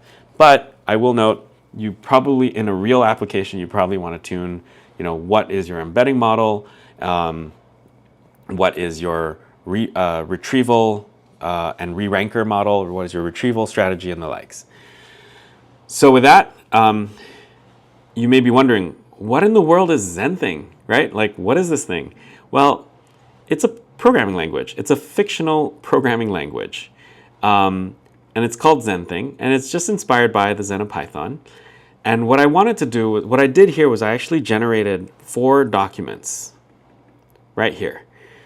And you'll notice Zenthing, if you read through those documents, those are just plain texts within the RAG answers module of the repository itself. What you'll notice is that these are docs that describe Zenthing, and it'll sound very Pythonic. What I did want to do is I wanted to make sure that our LlamaBot bots, that the query bot that relies on the knowledge store, when it generates answers, it's not generating answers based on its own training set data, but rather it's generating based on data that are provided in context or retrieved by the LanceDB doc store. All right. So this way we can test the bot's ability to use information retrieved from a knowledge base and not from its own background knowledge. And one of the things I wanted to re-emphasize here, these documents, they are nothing more than plain text. So really, plain text, plain text, plain text. Given the current state of tech, though, there are a lot of multimodal databases that are coming up. And so you've got text vector stores that can also be combined with images and their embeddings, or even audio and their embeddings. So, you know, there's a lot that can be stored within there, within those vector databases. So now let's try retrieving documents from the document store. And the way that this works is you do docstore.retrieve, and you put a query, and you can specify the number of results. So I might say, like, how does ZenThing work with n results equals 2, and I will get back 2 results. One is this text, and the other is this text, right? So it's ZenThing is a high-level language, blah, blah, blah. Ecosystem, here's the ecosystem over here. I've only got 2 results. If I make it 3 results, then I've got 3 results showing up. If I'm only allowing myself to retrieve 1, then only 1 will show up, right? So hopefully that shows there for you. Now, in your notebooks, what I would like you to do then is to create the query bot that is necessary necessary for this exercise. Give it a system prompt, give it a doc store, and replace it and give it a memory. And then that is pretty much all that you need to do to accomplish the exercise. And so once you got that in, so take a pause for a moment and pause the notebook. Go ahead and try the exercise for yourself in the notebook. And once you're done with that, we'll come back, unpause the video, and we'll go through my answer. All right, so now let's take a look at my answer down below. So what I've done is I've got RagBot. It is a LlamaBot query bot. The system prompt is you are an expert in the ZenThing programming language. So notice how I'm trying to steer the large language model with the context. I passed in the knowledge store and memory store that we just created before.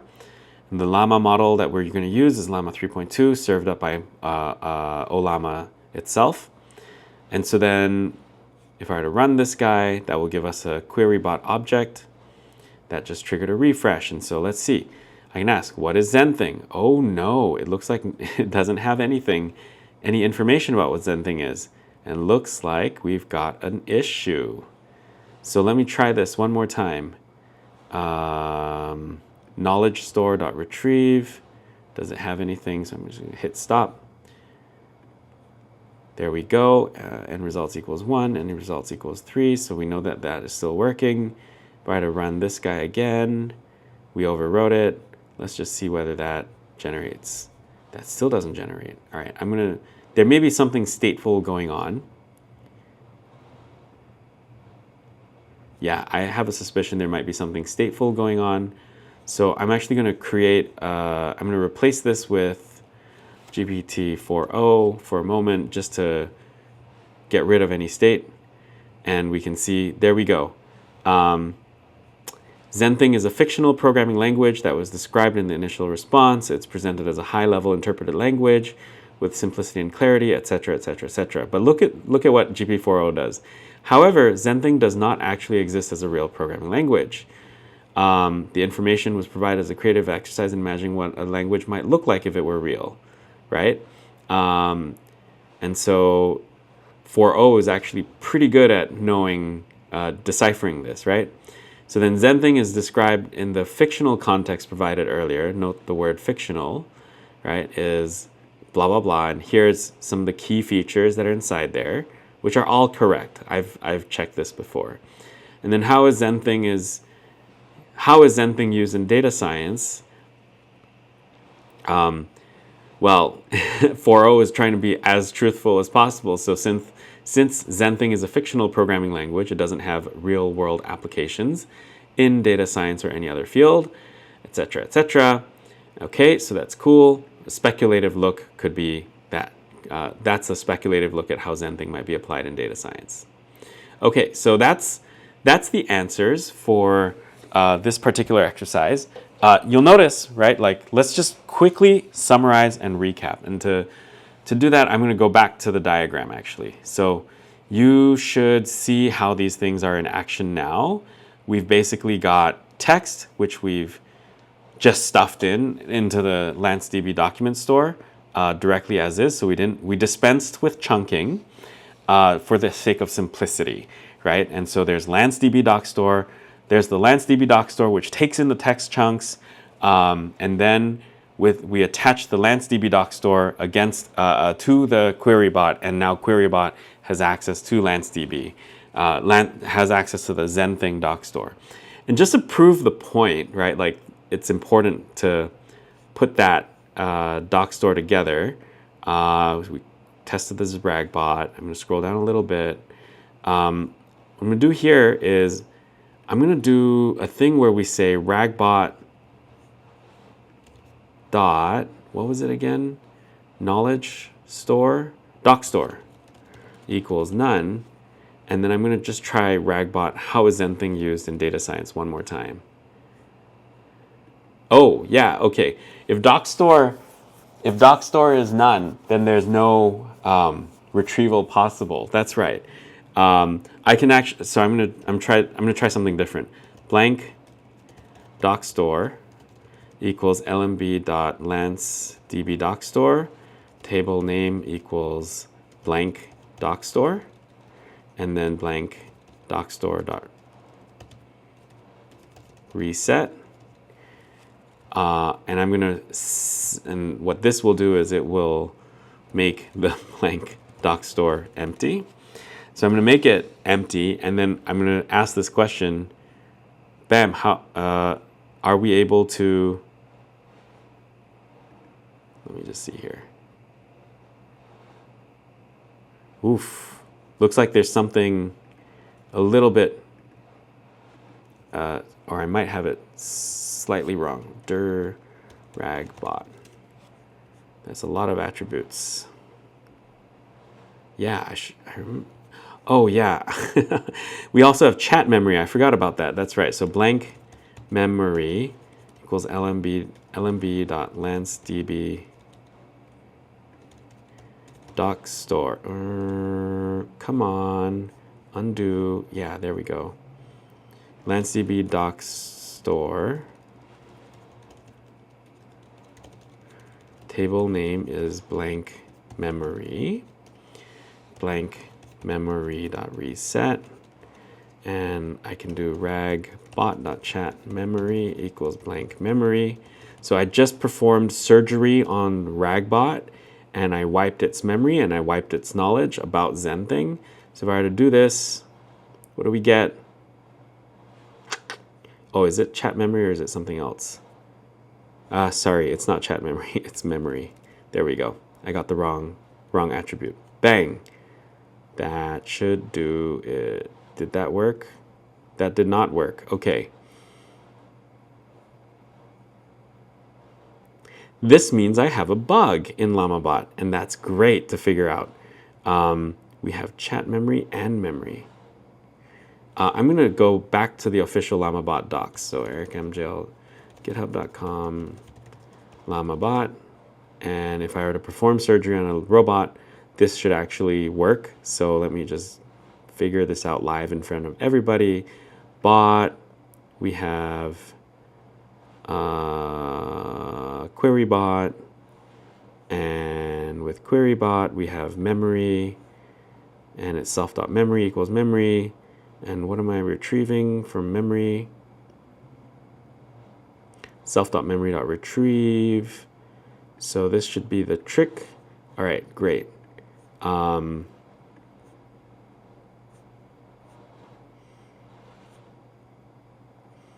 I were to just try this, so this is correct. I think this actually might be working, because we have no, right, we actually have no information that is specific to Zending. We do have Zending as a versatile programming language, but there's no specific stuff, right? So if I were to reinstate this and do that, we should notice that our response becomes slightly different. It does have stuff like, it does mention TensorZen and ZenTorch, which is definitely like pulling from the context that I had provided, right? So I think I've convincingly shown to myself, at least, that when I set the memory to nothing, RagBot will give me generic answers about Zending, whereas if I were to use, because the RagBot system prompt says that it is a programming language itself, Zending programming language itself, well, we're getting hallucinations when we set the doc store and memory to be empty. But if I were to provide an actual knowledge store and an actual memory store of the previous chats, then I'm able to see that, ZenTorch and TensorZen are there. ZenPlot, ZenBokeh, which are both provided in the text, those are actually mentioned in the output. So we've actually steered the LLM in a different way. So hopefully that gave you kind of an insight on like how these systems can be complicated to debug. Actually, it's actually not easy to debug them and like make sure that they are written in such a, like, it's hard to debug large language model systems because there are many interacting parts here that you are interacting more like biological systems than they are like text systems. Okay, so that was a great one to walk through. I'm going to do a quick demo for everybody over here. So we got a chat callback. So what I'm going to do here is I'm going to show that you can use Marimo UI elements to quickly stand up a prototype for folks to interact with. So I've got this like Marimo UI chat window that is defined, and I've got the callback function that is called on every message send. And so I can do basically tell me about Zending, right? And it's going to respond. It doesn't support streaming right now, but I can see the streaming in the text box below. This is the standard output. So it's going to do its thing. It's thinking, generating, bam. And I have the response over here.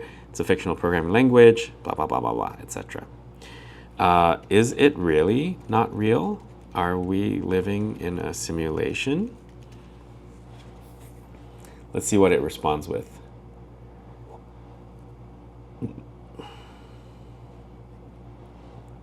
As described in the previous responses, is indeed a fictional programming language. It doesn't exist. As for whether we're living in a simulation, that's a philosophical and scientific question, blah, blah, blah, blah, blah. Yeah, okay, cool. No definitive answer. All right. Won't go that deep, but hopefully that gives you a quick demo that, with, if you wanted to be a little bit more convincing with your LLM prototype, then, Marimo Chat UIs can help here. Okay. I'm going to pause for a moment. We're going to go take a quick, I would encourage everyone, go take a quick break. And when you're done with that quick break, let's come back and do advanced text chunking strategies, because I think this one's also quite important. And this one I'm going to do mostly as a demo. All right, everybody, let's talk about text chunking strategies. Now, for the example above, in the interest of simplicity, I didn't go through any text chunking strategies, and I think that's fine, just for the purpose of pedagogy and simplification. But in real world systems, you will end up chunking your text. Chunking matters because of two reasons. Firstly, if you're dealing with smaller language models with smaller context windows, you can't stuff the universe of your organization's text entirely within memory. So that's one thing. The other thing that's important, I think, also is that even if you have large context windows, I think it's well known that the needle in the haystack problem, where LLMs, they may sometimes miss certain pieces of information or context that you've provided, because there's just so much other overwhelming signal inside there. And so it's important for us to learn chunking and how we can do text chunking. Now, to illustrate this, I'm going to show Chunky, which is a text chunking library. There is an open source package for this, Chunky, right here. So you can go to github.com/ okay, at time of recording it's Chunky Inc. / Chunky, and you should see this very cute logo on the top. I think that's a hippo, I'm not sure.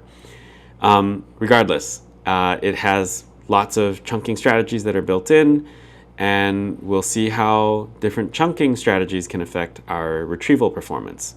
So the most naive way to do it is to just chunk according to the max, chunk each text according to the number, according to a chunk size and a chunk overlap.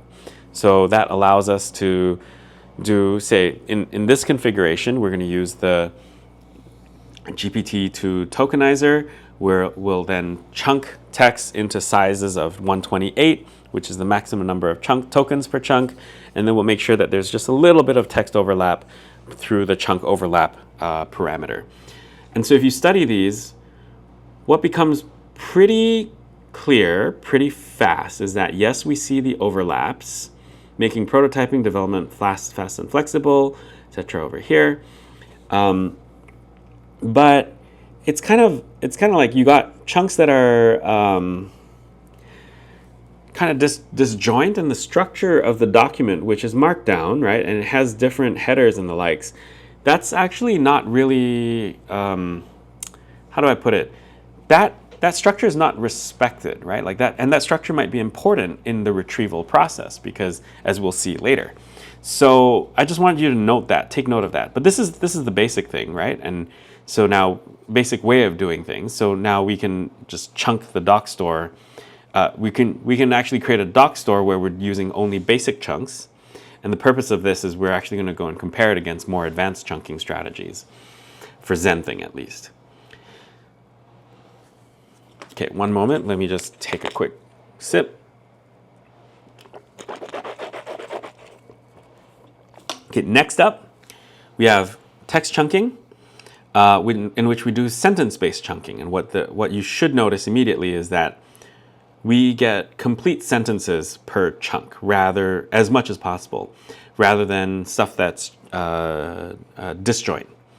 And that's using the sentence chunker.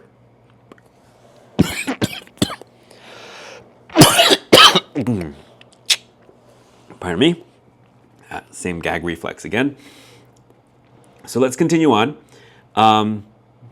So we got the sentence chunker, where we've got some configuration. You can take a look at that on your own time. Basically, the point is we have a different strategy for chunking, and it gives us full sentences rather than disjoint sentences between chunks. All right, cool. So now I've created a sentence chunks doc store. And so I want to ask, we could then, as a data scientist, which is part of what I think is the role of a data scientist in an era of large language models, is that you can start asking questions in a scientific fashion, right? Like how does chunking change our answers, right? And so what we do here then is we can measure chunking, measure this by, or rather we can do a qualitative study. We won't measure. We can observe, we're going to observe the difference by comparing answers with a query bot that has access to each of the two doc stores. I'm going to do bot surgery again and do a bit of monkey patching, so hopefully you enjoy the ride. Basically, so we're going to start off with question about Zenthing, right? So first off, we have lobotomy, so we disable RagBot's chat memory. So let's do what is Zenthing's use in data science? Okay, cool. So I just changed the question, and now RagBot, we're going to swap doc stores on the fly. We're going to do brain surgery over here. We switch out the knowledge.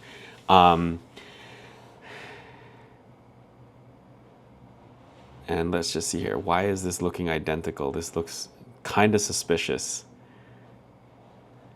The sentence chunks doc store. Okay, it looks to me like actually it looks to me like both of them are identical, given the fact that the bot is GPT-4o with a temperature of 0. So it perhaps is being given the exact same context, if I remember correctly.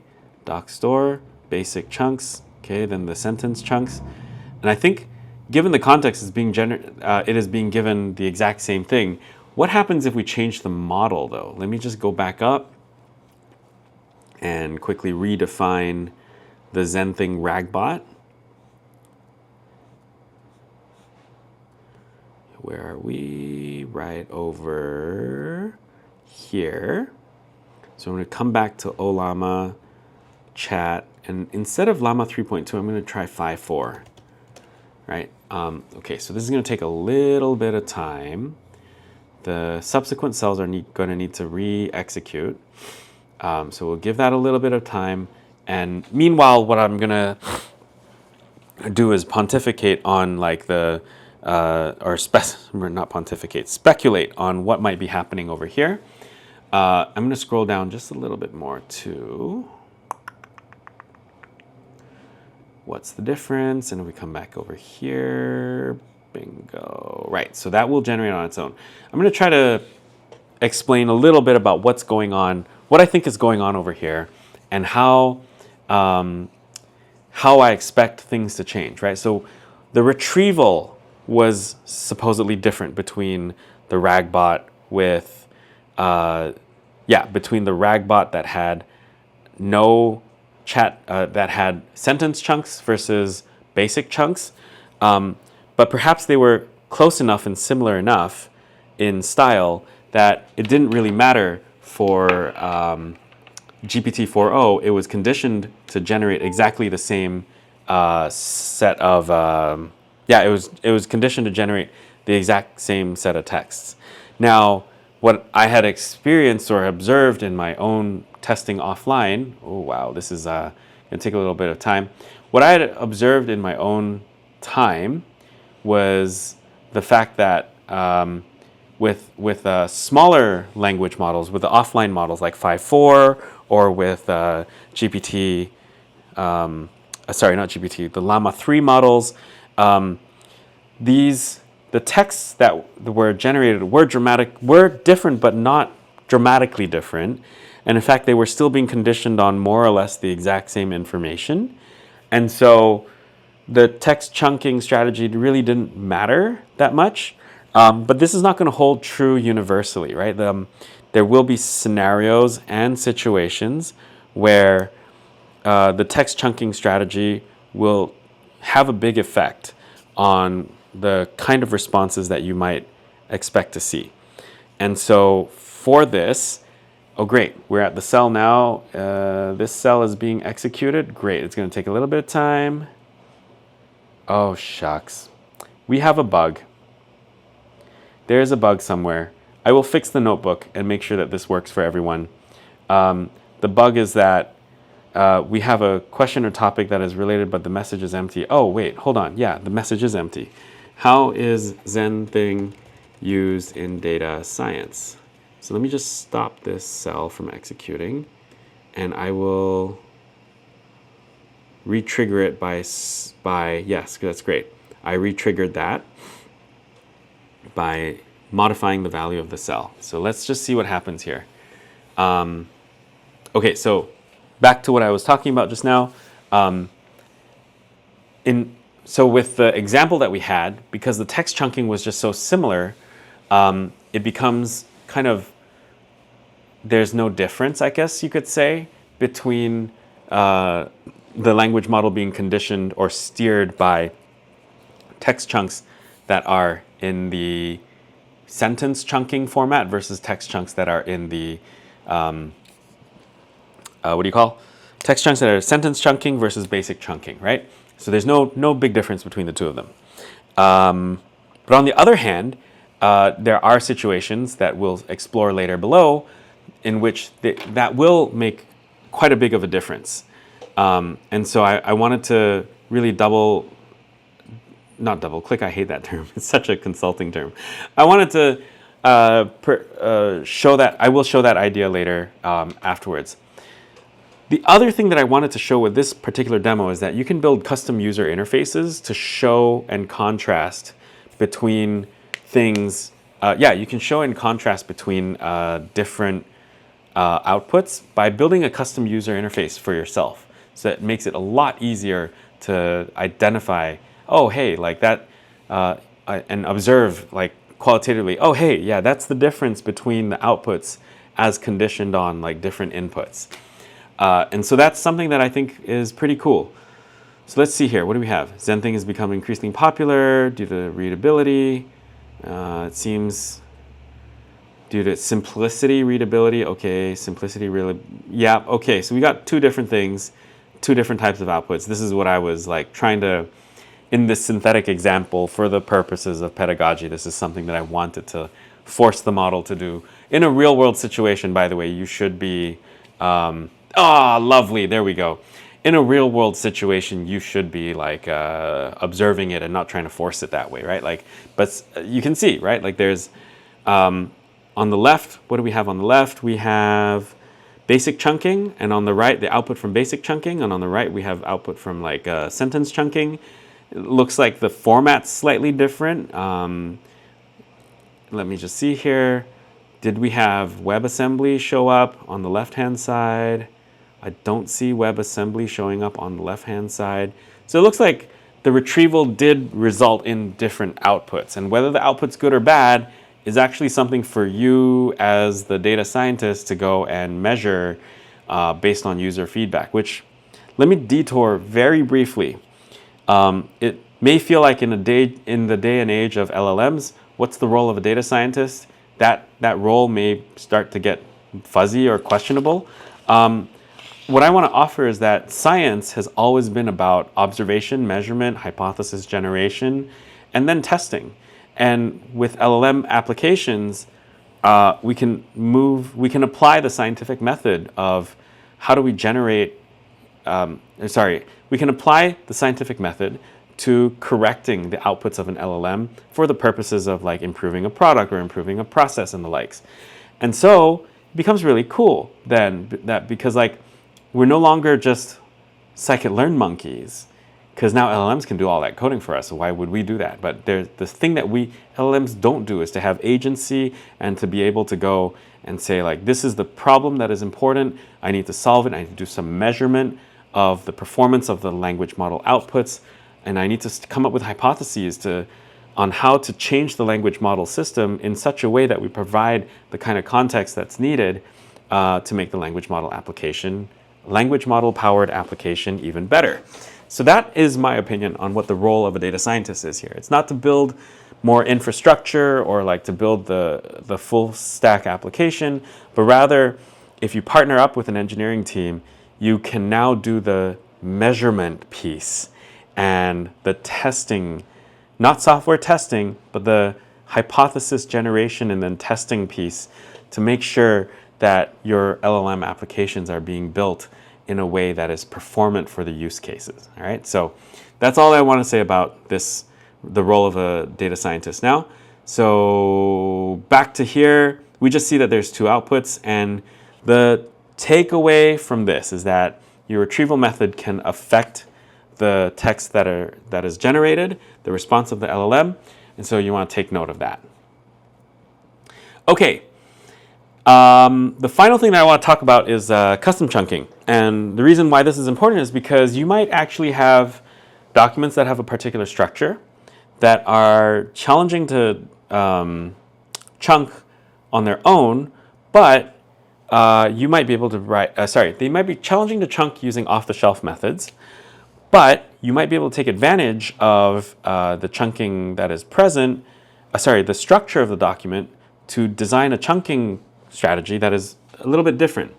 So I'm going to show you fake standard operating protocols that I use an LLM to generate, and we're going to actually figure out, what I'm going to show you is then the fact that we can actually write a custom chunker that takes advantage of these takes advantage of the text structure and use it for Q&A, right?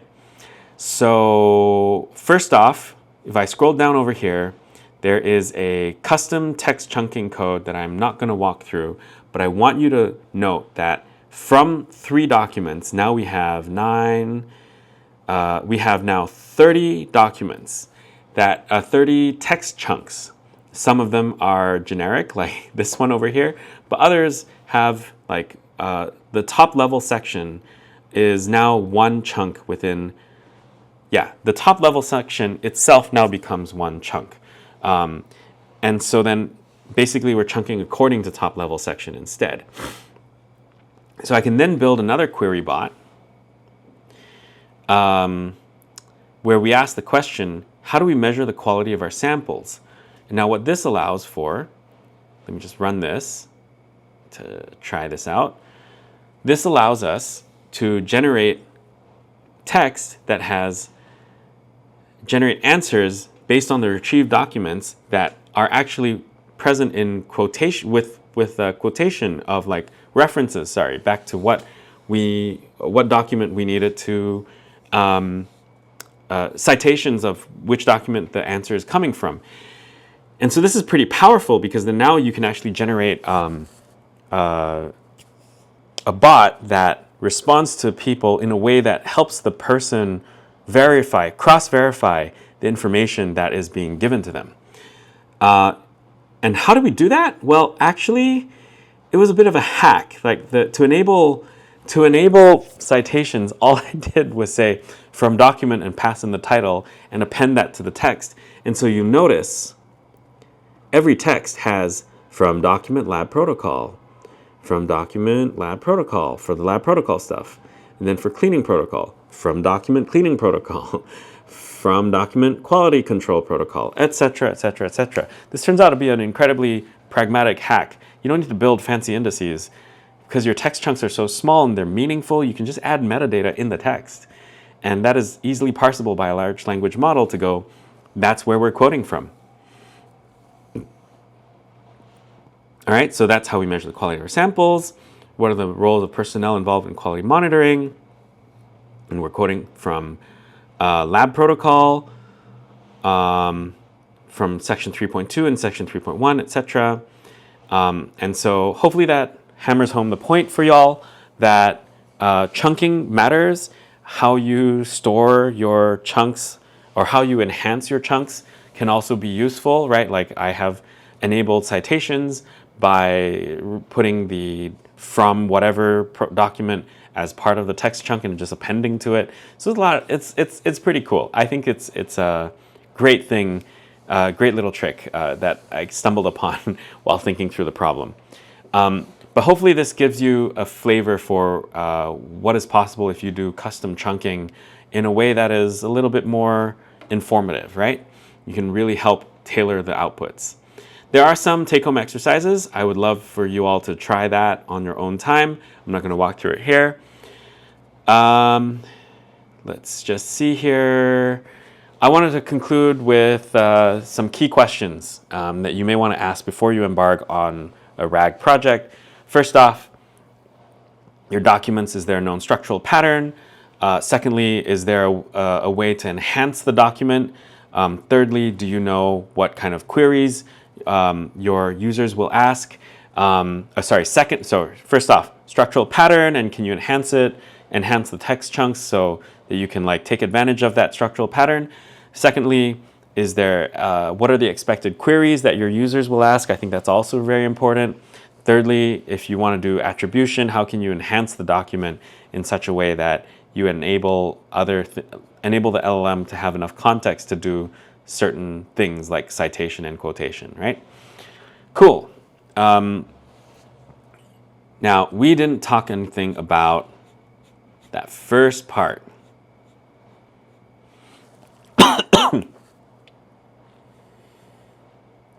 How do you convert documents into plain text? We talked nothing about it, but I didn't want to leave you hanging. So right at the bottom, I have some tools that you can consider using. Dockling in personal testing is the most turnkey open source solution that you can turn to. There are other ways of handling this. You can use PyMu PDF, you can use Tesseract, you can use Mistral's OCR API. Those are just a few examples. I think Dockling's great because like how easy it is to get started is literally a command that looks like this. You use UV, you don't have to install anything. It'll auto detect whether you have an NVIDIA GPU or an Apple Silicon Mac or whatever, and use the right thing to do. You can do the outputs. It's got a format that is supported called doc tags, and doc tags are appear to be quite useful, right? Like they provide a lot of metadata on like where images are relative to the text, where tables are relative to the text. It'll extract tables quite accurately. There's always going to be edge cases where it's not trained to do. That's fine. But it seems to be a great tool. I would strongly recommend folks go check out Dockling. It's free and open source, released by IBM Research, and I think that's a great gift back to the community by them. So with that, we're going to conclude Notebook 3 on RAG. We're going to pause here. I'd encourage everyone go take a break, and we'll resume back with Notebook 04. All right, everybody. We're going to come back and we're going to talk about evals. Evals are very important. We had a little taste of it in the previous notebooks, but we didn't really formally talk about it. So this time around, we're going to go to Notebook 04 and really talk a lot about evaluation of large language model outputs. So to really start off, one of the things that I wanted to talk through with everybody is how the anchoring scenario for this notebook. And so the way that we're going to motivate evaluation of texts, evaluation of large language model outputs and the likes is we're going to go in and we're going to ask the question, how can we steer a large language model with in-context learning? So here's the situation. I want Gemma 2b to generate doc strings, but it has a problem. It doesn't naturally generate Sphinx style doc strings, which are my preferred style. So what I want to ask the question is, how do I teach it? So the question I want to ask is this: how do I teach it to follow my preferred documentation style? So what I'm going to do is set up a situation. It's going to be a little bit synthetic, but it should have the right elements that will simulate what it'll look like in a real world situation. I'm going to have a situation where we have examples that are of doc strings that are generated by an LLM. And I'm going to notice a performance bug in my large language model system, which is a docstring generator system. I'm going to then come up with a hypothesis for how to solve that problem. And that will involve labeling previous examples, which are in this case synthetically generated. And we're going to compare the before and after results of the effect of my hypothesis, which is in-context learning, on how the system's performance actually is. So let's make this all concrete. Let's see what happens when we ask Gemma 2b to generate a function with doc strings. And we'll use structured generation in this case, which is defined by a docstring breakdown. I'm actually going to show this for everyone.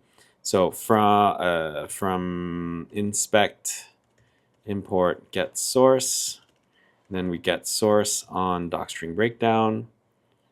Oh, I already did that. So I think the get source of docstring breakdown is already done somewhere here. Right, get source is already defined. So I'm going to go docstring breakdown. So let's just do get source on docstring breakdown. If I print that out, this is the source.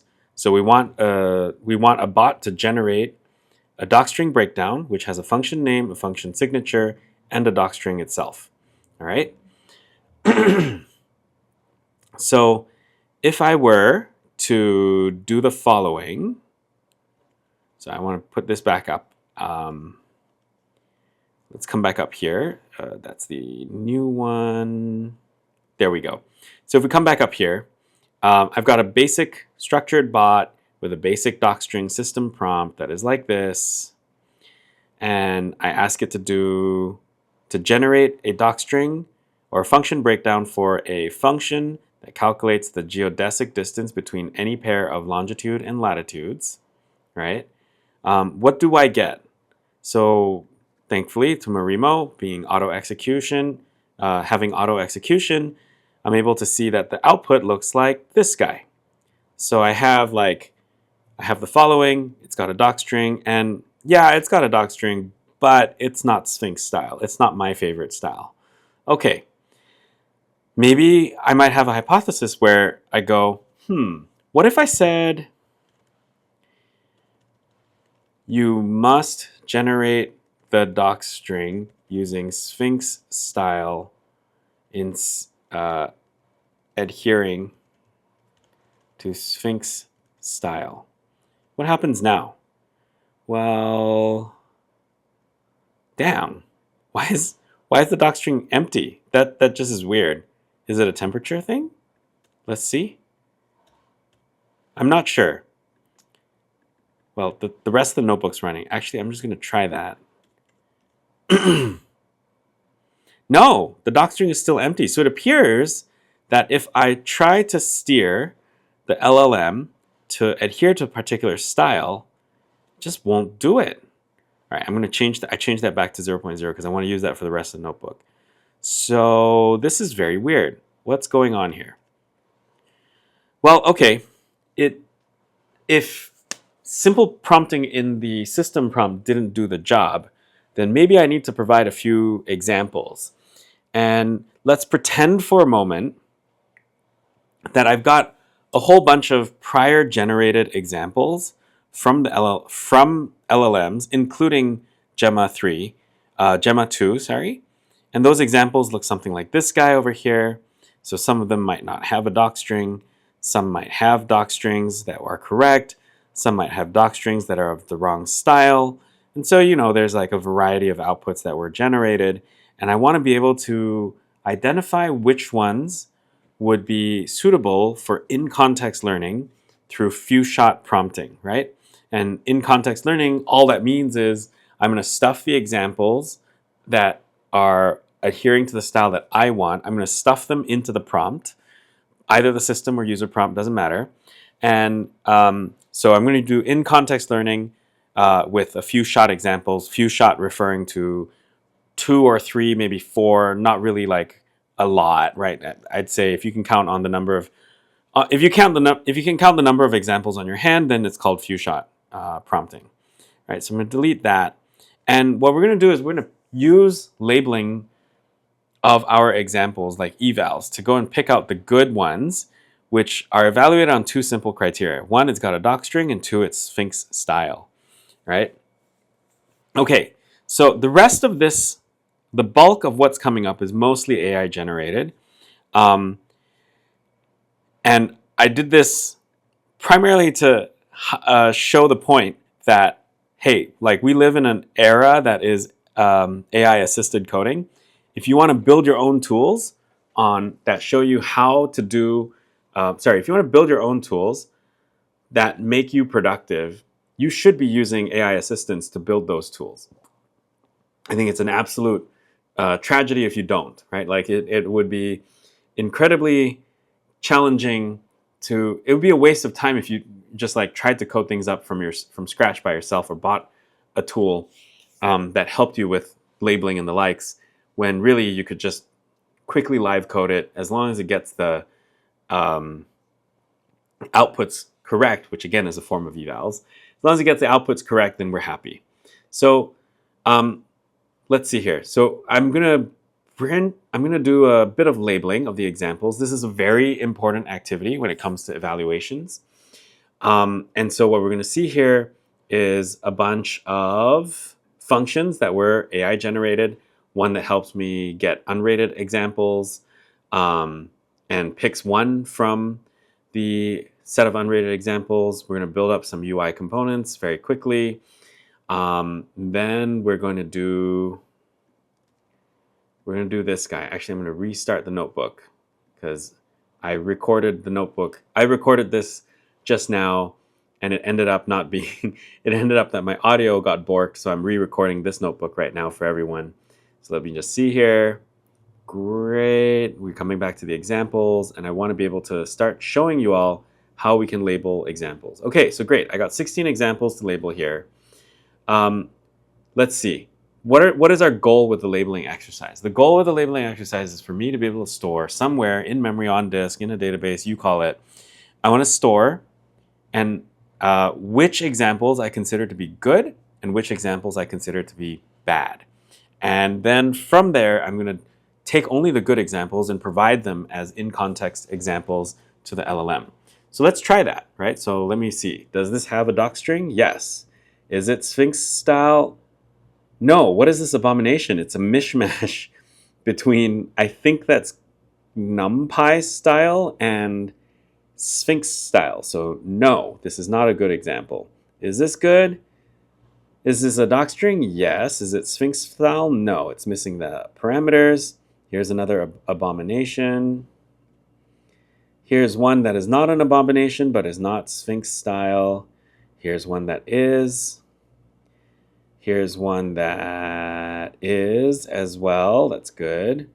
This one is not Sphinx style, but at least it's not a mishmash. This is docstring style. Sphinx, no. No docstring, not Sphinx style. This one is painful to read because it is Google plus Sphinx together.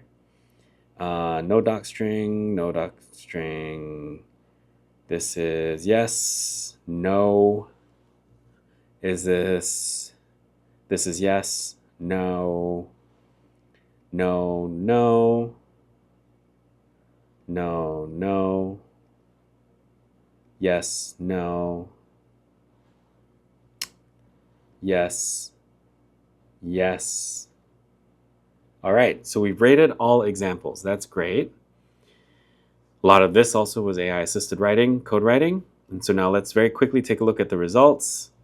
We'll notice that we've got a few good examples at the top, and the rest are bad because they are examples that had wrong style, no docstring, etc. Okay, so now after we've done our labeling, we'll have to separate our examples into the good cases and bad cases, and then the good cases are what get passed in. So we're going to collect only those examples that could pass both criteria. And let's just run this cell one more time. So we have 3 examples. These are the examples for in-context learning. And so then now let's take the gold standard examples and pass them into this function over here. So let me just see here. Does that work? I need to hit play on that one. All right. So now let's take a look. Did that work? No. No. No. What? That didn't work? That, I mean, it put an emoji, which is always nice, but it didn't work. It didn't create a docstring that had, that was Sphinx style, right? Like I can show you the create improved docstring bot. If I do this, I need to look for the improved system prompt. Where are you? So here's the improved system prompt. I copied and pasted it over just for example, right? Just to illustrate. And notice we've got this over here. So what in the world happened? Like why did this not work out, right? Especially since the prompt is supposed to look like this now, right? Your instructions generate a docstring following the patterns of the high quality docstrings. And so, what can we do about this, right? Like that seems to be like a bit of an issue. So let's just think through it one more time, right? The process of what we went through. We tried to generate a docstring with in-context learning. We provided in-context learning, and the LLM still doesn't adhere to the standards that we want. We can't prompt it to say Sphinx style, because apparently that will cause... We can't specify the style because that will cause the LLM to just mysteriously fail, right?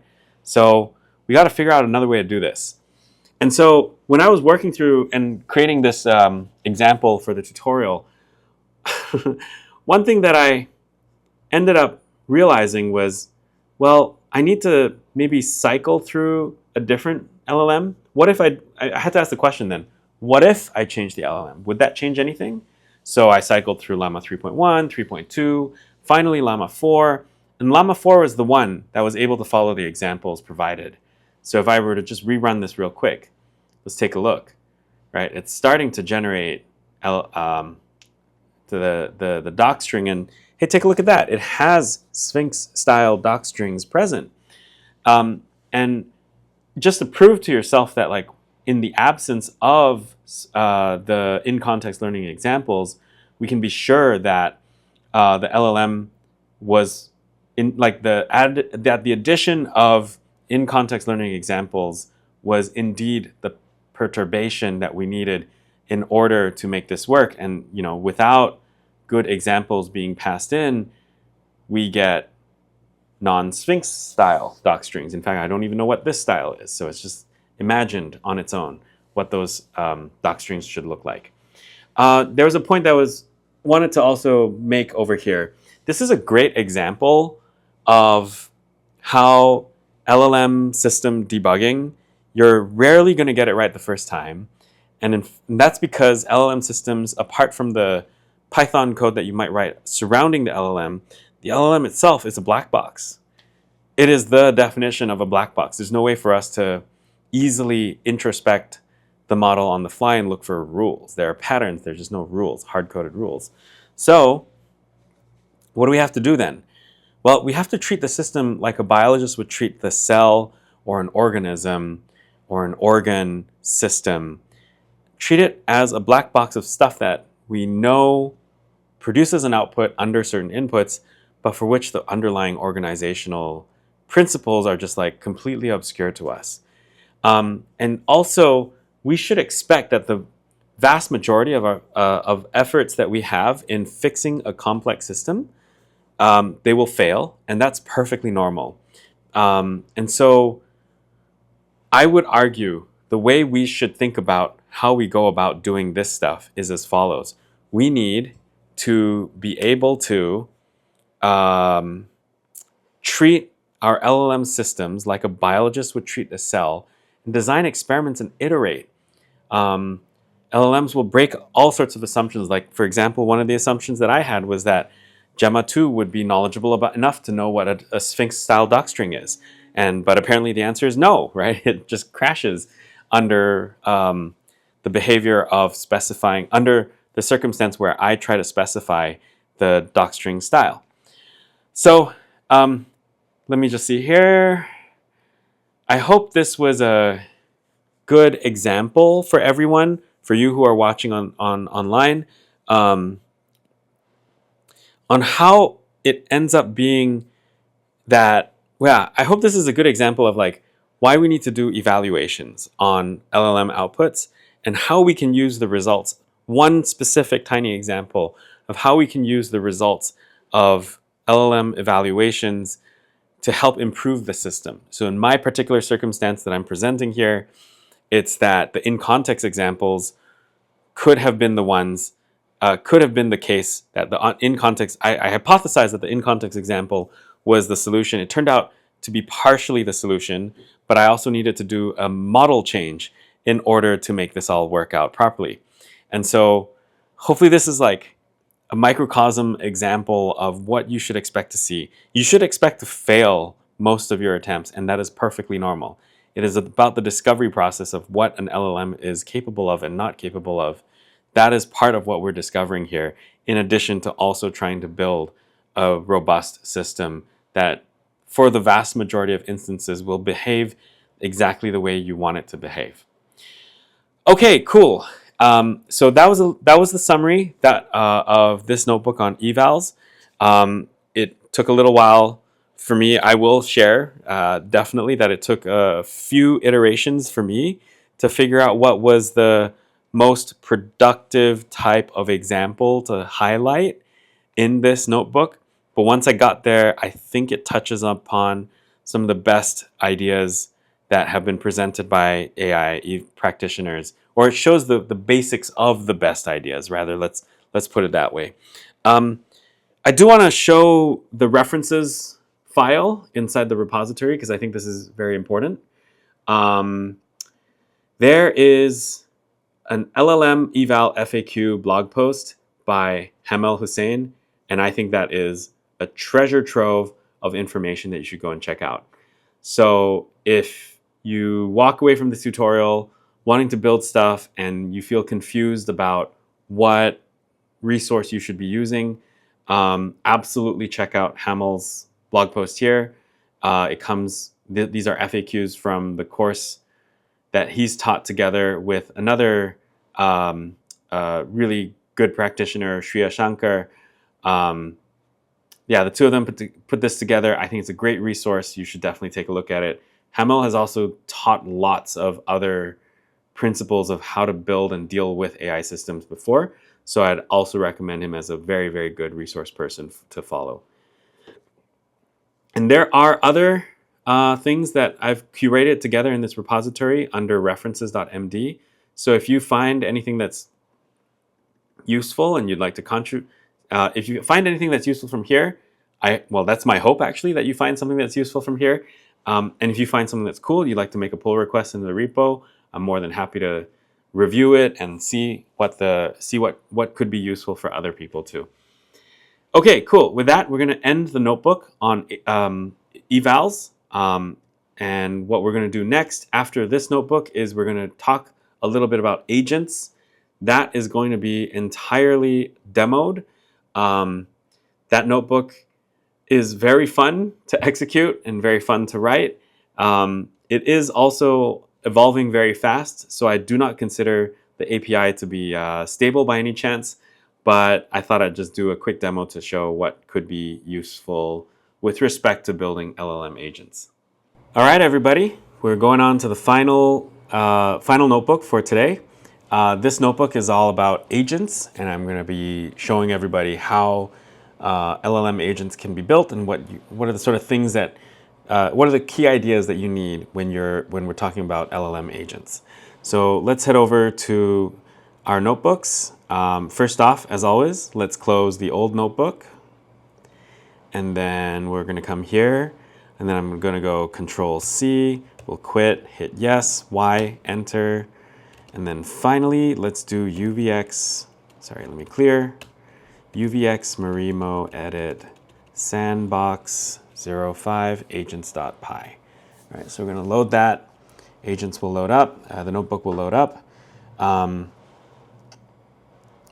So we'll let that run. Okay, so a little while ago, at the beginning of this year, I did a talk at PyData Boston Cambridge. What makes an agent? Oopsies. What makes an agent? And that's on my blog. So let's do a Google search there. And I have it on LinkedIn. Let's see, where did I put that link? Right here. What makes an agent? So if you're interested in this talk, you can find it on my blog, the contents on my blog. It's a talk at Moderna, what makes an agent, right? And so in this blog post, or rather in this talk, I kind of explored everything that we were talking about with the exception of RAG. And the idea was, well, maybe an agent is something that can take autonomous action and decide between options that need execution of an interaction with the outside world and not merely the, let's call it internal world model, for lack of a better phrase. And so it's not merely just dealing with an internal world model of the LLM, but rather it needs to interact with external services and resources and the likes. And so that's where this notion of autonomous agents come in. It takes action by interacting with the world that is external to the LLM weights, and it has more autonomy that way than just merely, say, filling out a form with in a way that is steered by the user. So let's see. So within LlamaBot, we have this notion of tools, And just FYI, oh, sorry, I forgot to mention. Within LlamaBot, I have implementations of agents, but really agents are, it's in the form of what we would call AgentBot. However, it's immature, it's incomplete, and as I was mentioning, this is a package that's pedagogical, so it's going to be evolved and reflect my understanding of agents as time progresses. And so the way that LlamaBot currently implements agent tools that can be called is by way of a decorator function that exposes a tool as in the form of JSON format. But MCP servers are coming on, they're on their way, and having played with MCP servers myself, I think I've really started to develop a better mental model of what happens now with MCP servers and tooling. Now, what I think, pardon me, for now, however, we're not going to go all the way to MCP servers, which I consider to be a little bit more complicated than just simple tools that can be called. And so instead, what I'm going to show everybody here with everyone is the tool decorator, which I think carries a lot of, from what I've seen, carries a lot of similarities to MCP servers. So what is this tool decorator? Well, this tool decorator looks like this, and it takes a function, any old function that you might have, with function signatures and the likes, and it simply adds a JSON schema on top of it, which is basically everything that you would see that you're seeing over here. So a function normally doesn't have a JSON schema attribute, but once I add the JSON schema attribute, this JSON schema becomes available, and it has all of the properties of the function itself, right? So it's got it's got all of these properties that you can pass in. So like it's type function, it's got the name add, it's got a description which is lifted directly from the doc string first line. It's got parameters, got properties, parameters with the following properties. We've got like num1, which is type integer, and num2, which is type integer, which is correct over here, and that lets us add two integers. All we've done really with the tool decorator is take a function definition, decompose it, and give us decompose it into a structured JSON that can be used. So how does AgentBot actually work then? Well, the way that it works is let me just see here. We accept with AgentBot. Oh, okay. Well, you know what? I think there's a little bit more that we need to think through. I'm gonna for the notebook that you will have later on, I'm going to update this notebook such that this AgentBot section, this code block actually gets moved down. This is a little bit out of order. So let's look at some concrete tools, right? Like we've got tools that are built into the LlamaBot library include this one, which is called Search, Internet, and Summarize. So what does it do? It actually searches the internet and for a given term and summarizes the results. We say in here, which becomes in the description, which becomes part of the prompt that is given to an LLM. We say that to get a good summary, try increasing the number of results.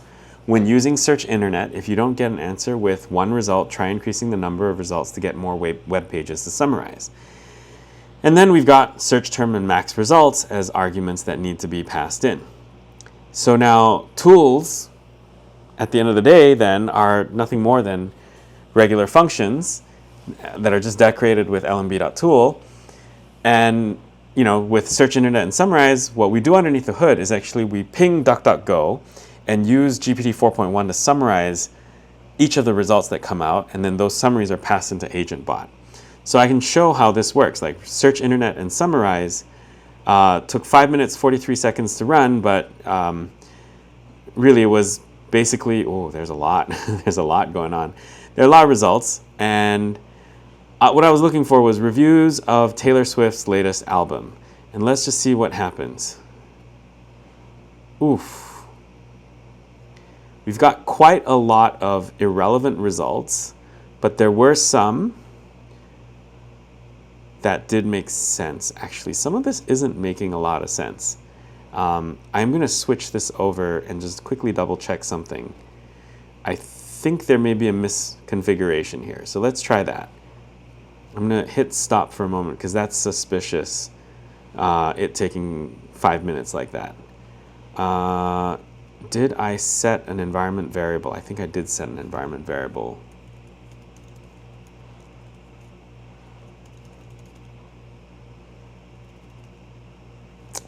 Oh, shoots. Yeah, I just revealed my OpenAI API key, which is not good.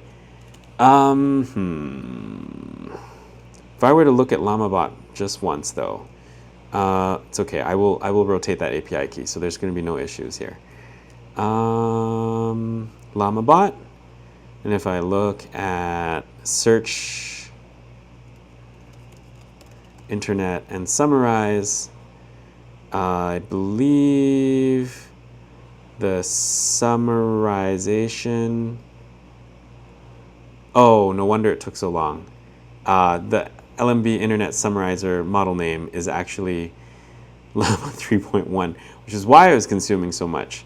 Okay, so I'm actually gonna set that environment variable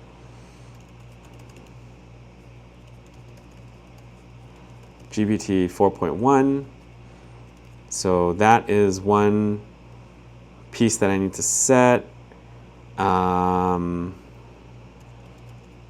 There's only that environment variable. Okay, let's try this one more time now. Oops, yeah, this is correct. So I'm going to go back to here, clear that, and then 05 agents one more time. So let's run that now. It should consume less power on my machine. Now, I will need to spend a little bit more money here, but that's all right. Let's take a look at this. So it's going to run. What makes an agent autonomous? We've gone through all of that already. Great. So search, internet, and summarize is going to take place. Then basically, we're going to get a bunch of results. There's going to be some summary of results happening. These are all happening in parallel calls. So in a moment, we'll see what the results are. I just wanted to mention something, by the way, since I'm on it. Summarize web results. I'm not sure if you may have noticed, but we have a bot that is part of this function. And an agent is calling search and summarize, which underneath the hood calls summarize. And bot, we've got a LlamaBot inside here that is going to do the summarization of the content for us, which then gives us, summaries. And so it's kind of like, how do I put it? A bot is an entity that can call on another bot, and that bot is a tool for this bot. I mean, does that sound familiar, right? Like we've got humans doing that work too. And humans we call each other functions in a company, right? So that just seems like, what is it? Fiction mirrors reality, or this simulation mirrors reality, or something like that. Anyways, os.getEnv, not that one. I want to get the LMB Internet Summarizer model name. I just want to confirm that it is the right one. I should have done this first. So I'm going to hit stop, and I'm just going to hit play on this one. Great. Let me just see. This is not set. It's still not set. Okay. I think I need to do one more thing. Load.env. And then .env here. Great.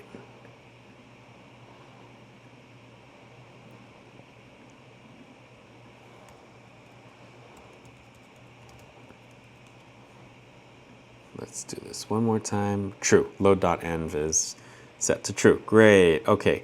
That should stop the issues that we're seeing just now. All right, so back to the tutorial.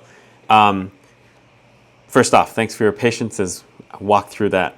As I walk through that configuration issue. So the tools the tool in action basically we're going to use here is this search internet and summarize tool. And what I've done here is I've set GPT 4.1 to be the model that does the summarization. So when I call on the function, I'm actually calling on the function to go out and go, bam, give me a whole bunch of internet results from DuckDuckGo, and then use GPT 4.1 to do the summarization. Yes, this is a lot more like what I was expecting. 12.30 seconds to finish all of that internet searching. And then let's just see what results is. We've got rtings.com, TripAdvisor, Tortured Poets. Why does this look so familiar? Wow, that looks really, really similar. But I'm glad to see that it's like this. Okay, great. We've got Trustpilot, Consumer Reports, rtings.com. Looks like it's okay. CNET, reviews. I'm not sure why CNET would be reviewing this. But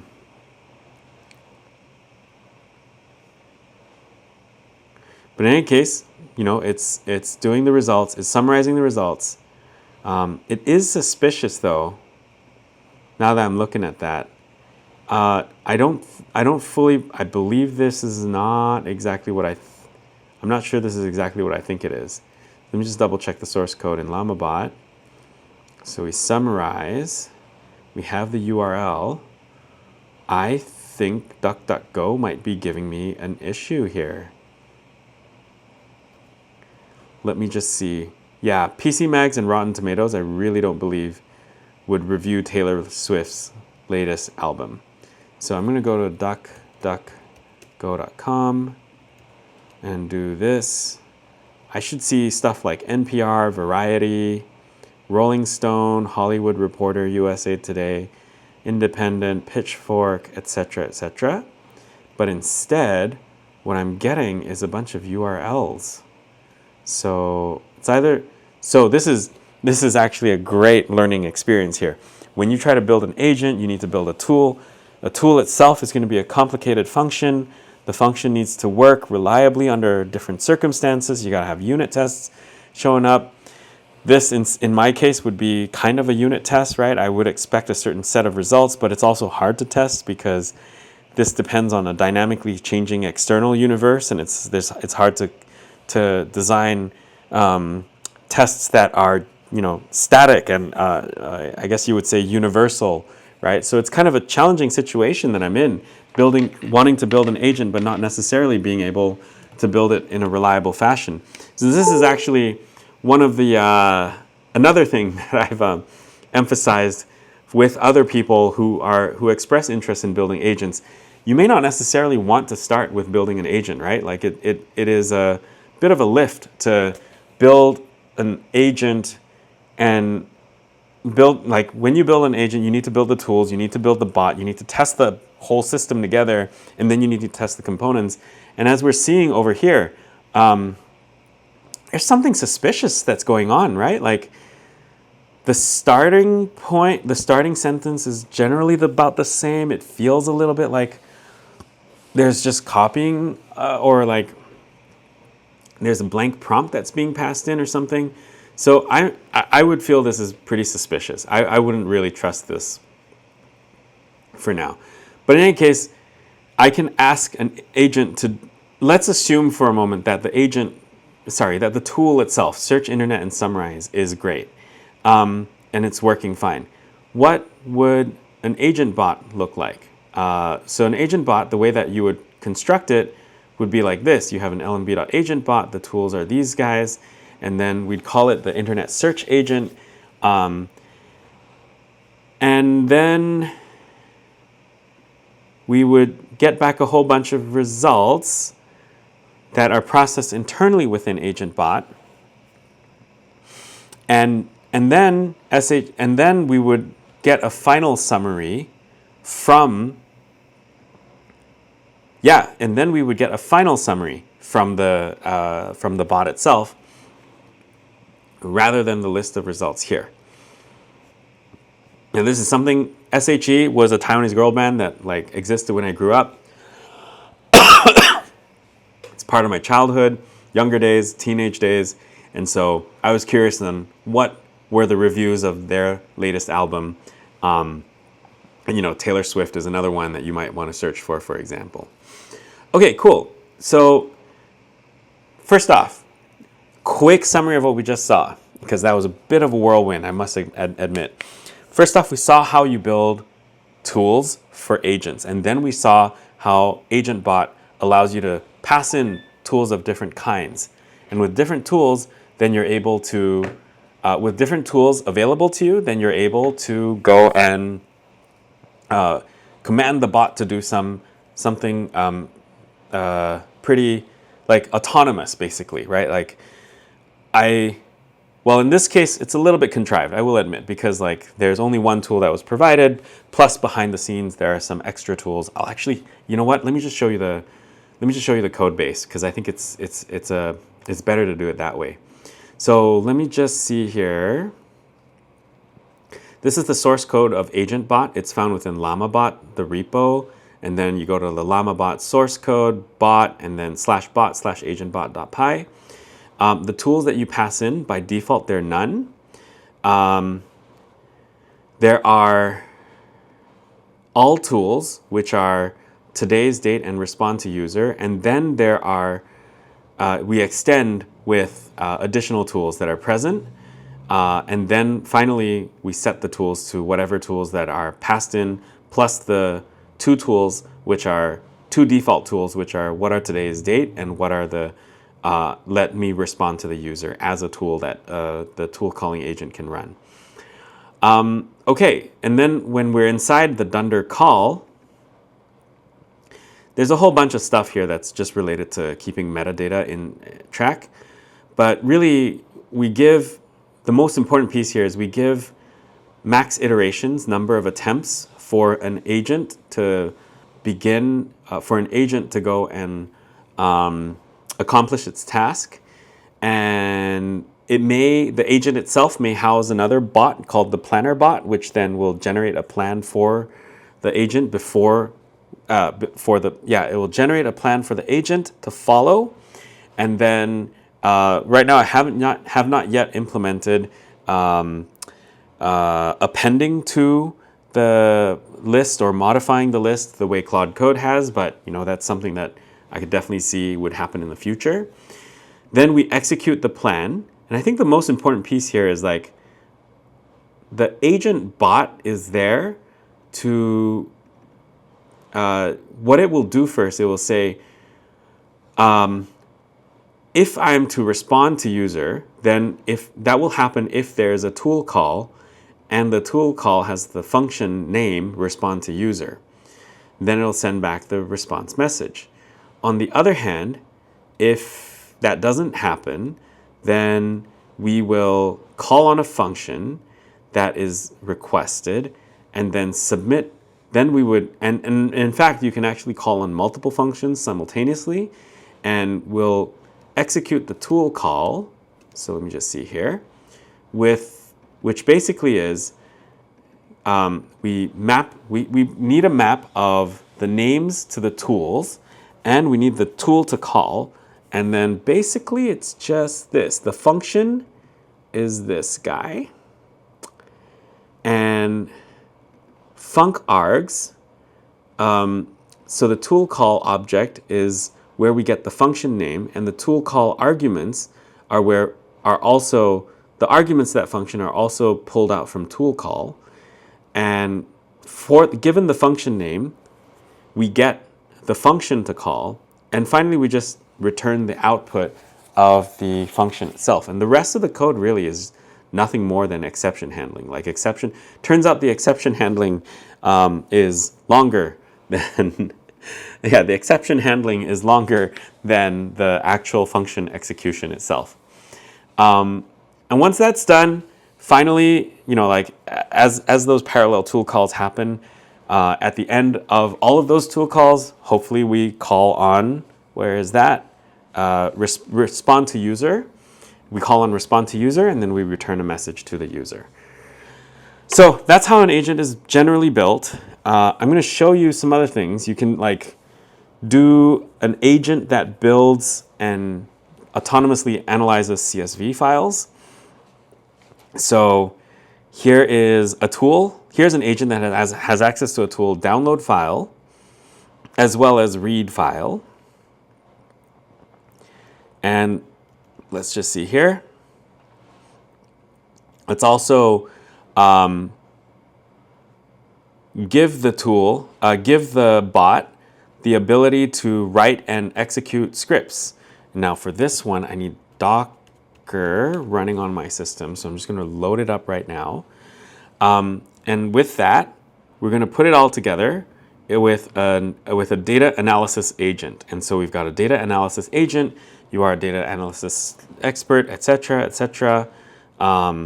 We create the agent bot. It's got a system prompt. It's got tools. We've got write and execute script, read file, and download file. And I'm going to have it analyze this particular file. So I'm going to hit enter, command enter, and let's just see what happens.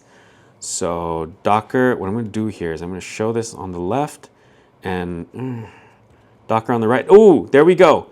That's the agent, and it's running, and it's doing its thing. And in a moment, I think it should end. It should autonomously end. Let's just let that run for itself. Just take some time. I need better logging. Yeah, a lot of logging here would be, having lots of logging is very, very important in, it's very important for a large language model. So strongly recommend that if you build any LLM apps, you want to put a lot of logging inside here and you want to capture your traces. Oh, bingo, there we go. It ended. Is it doing anything? Oh, it ran again. It chose to do that again. That may be considered unexpected behavior by the large language model. So let's just see what happens in the end, all right? So it's running this agent runner thing, and you can see over here what's happening. Right, we've got this guy, the command uvx build kit, uv thing, blah, blah, blah. And then we use uv run system site packages, and then that's the command, and then the entry point would be whatever is the entry point that is provided. All right, so that will just do its own autonomous work for a little while. Yeah, a little bit better in terms of, need to be better with respect to the logging. So is it done? Oh, okay, so it is done, but it appears there was a technical issue accessing the file for analysis after downloading. However, I was able to preview the structure and sample data from your CSV file. Here's what I found. The file contains mostly temperature data with the following columns. That is all correct. If you read it, the file, it starts from 1995, records average, minimum, and maximum temperatures for each month. Yeah, okay, cool. Let's try to modify this agent a little bit. I think this is pretty fun. So if I said I only give it one tool, write and execute script, my expectation here is that, and the other thing I want to debug is I want to try to see whether just doing this might be better, you know? Will this work better? Let's just see, right? So if we have this guy over here, and I run it like that, will it do just, yep, okay, it automatically chose to write and execute script. We'll let that run. Murphy's Law, this is always the best, the most fun. Something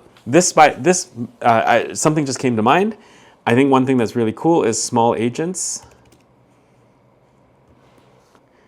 is by Hugging Face, and the design of write and execute script is pretty much inspired by small agents.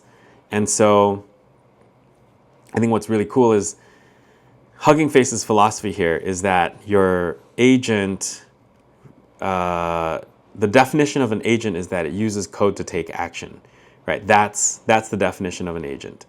And so that I thought is pretty cool to see. So let's see what's happening here. Downloading NumPy pandas. Okay, so I see what's going on. Yeah, it chose to write and execute script, and I've taken advantage actually of UV to go and make this happen. Do I have enough timeout? Maybe it's a timeout issue.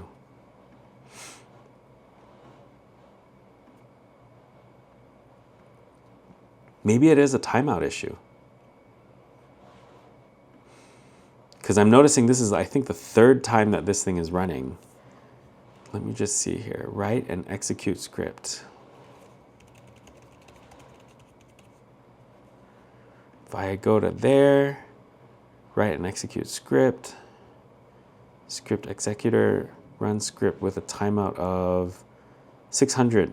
That's 10 minutes, so it's definitely not a timeout issue. Okay, let's see. What might be happening here? I'm going to come back to that guy. Let's look at Docker Desktop on the side. It looks like there definitely is a genuine technical error happening inside here. So that should really hammer home the point that like building an agent isn't trivial. All right, there's especially when it has to interact with external internet, external stuff. That becomes quite challenging to debug in the long run. So I'm hopeful that my live issues shown live in trying to make this work are being pedagogical and educational for everyone. Like this is not easy stuff to build an agent. So please do not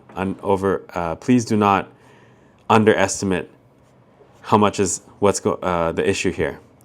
Okay, so it looks like here's a summary of your historical temperature data analysis, data set overview, 768 rows, 5 columns, etc. Data spans. Oh, wow, this was actually impressive. Data spans from there to there, 95 to 2018, which is correct. No missing values. Average temperature ranges from -4 to 12.6. Minimum temperature, maximum temperature. Insights well structured and complete, making it suitable for time series analysis. Clear seasonal patterns. Temperate climate with cold winters and mild summers. Unable to generate and display visualizations due to system limitations. However, if you run the following code in your Python environment, then you'll have insightful plots. That is hilarious. That is awesome. That is pretty awesome. Okay, cool. That is great. I think this is a good first pass for an agent. And I have to admit, I was getting a little nervous just now with like, will this demo work? Will I be able to beat Murphy's Law? Turns out, whew, this time around we were. You should have seen just now also, right? Like I gave the agent, the analysis bot, 3 tools at first, and it ran into issues trying to do its thing because of the path-dependent decision path that was present. Whereas with like only 1 tool present, then the analysis bot was able to do a lot more. So I think that really speaks to a truth about building agents and building these systems. You don't want to build them too complicated. You don't want like these all-in-one, all-encompassing agents. They become very incredibly challenging to debug. Whereas if you build them with limited context and a limited set of actions that it can take that are perhaps a little bit more elementary and composable, rather than all-encompassing and all-in-one, it makes things a little bit easier in the long run, right? So I think that's something to definitely consider in the future. And really, at its core, with agents and all of this jazz, what we're going for is the automation of human labor, right? We're looking for the ability to not have to scale what we do with scaling the number of humans that are involved. And I think that is the core lesson here. So if there are scoped tasks that fall under the category of the dull, the dangerous, and the dirty, then those are the tasks that we want to outsource and leave what we want to leave for the humans to do are the creative, the fun, the creative stuff, the cognitive stuff, and leave the dull, the dangerous, the dirty for the LLM bots really is the dull work for the LLM bots. And so I think that's something that I wanted to just share with everybody with respect to agents. Stay tuned if you're interested in like what's happening with respect to agents and what my mental model is for agents and how the agent library will evolve. I think as I go about exploring agents and their utility within a workplace setting, it will become more and more evident how to best build agents. It's really early days right now, so I wouldn't over-index on like doing too much with agents unless you're really experimenting at the cutting edge of how we work. Instead, what I would recommend for everyone is focus really heavily on filling out forms and doing knowledge retrieval, because with large language models, filling out forms has become something that humans should no longer do. That's my opinion. Structured generation using StructuredBot opens up a wide range of opportunities. And then when it comes to, wide range of opportunities to automate workflows that are really just filling out a form, filling out a template, that sort of stuff, the boring stuff, the dull stuff. So that's what we should definitely go ahead and like automate. Make sure LLMs are handling that. Let humans do the creative work that humans are best suited for. And on the other hand, so that's like from Notebook 02 StructuredBot, that's the main takeaway that I want you to leave with. And then from the Notebook 03 on RAG, the main thing that I want you to take away with is that you can really help with information retrieval if you do RAG well, right? And humans are spending a lot of time finding information and gathering context. And if we can speed that context construction up, we make it just that little bit easier to speed up how people do their work. I want to tell one very quick story before I end about a large language model that was deployed within a company. It's actually my own company, Moderna, the company I work for. We deployed a Q&A bot internally. And one thing that I thought was really cool was that it was a question on finance. So there's nothing proprietary here, so I don't mind sharing. It was a question on finance that I had, and it's specifically related to expense report and like how I fill out stuff. There was this pending transaction. I'd never seen that before. And I'm like, well, okay, what do I do? Do I fill this in? Do I not fill this in? Do I have to submit an expense report for this? And before that custom GPT, that question would have just weighed on my head all day long while I tried to manually search for the right person across the org chart in finance, right? I've bugged 2 or 3 people who might have encountered the question before, and then they would point me to the right person. It would just be a waste of time. Instead, I went up online and I looked for the finance GPT. And then I checked to make sure what its purpose was. And then I asked the question, hey, I got these pending transactions in SAP Concur. Do I need to do anything about it? Like, should I submit an expense report surrounding them or should I not? And the GPT's response was, no, you don't have to. And they gave me a link to the company policy docs. And I was done with my question in 5 minutes. So rather, like the contrast is amazing.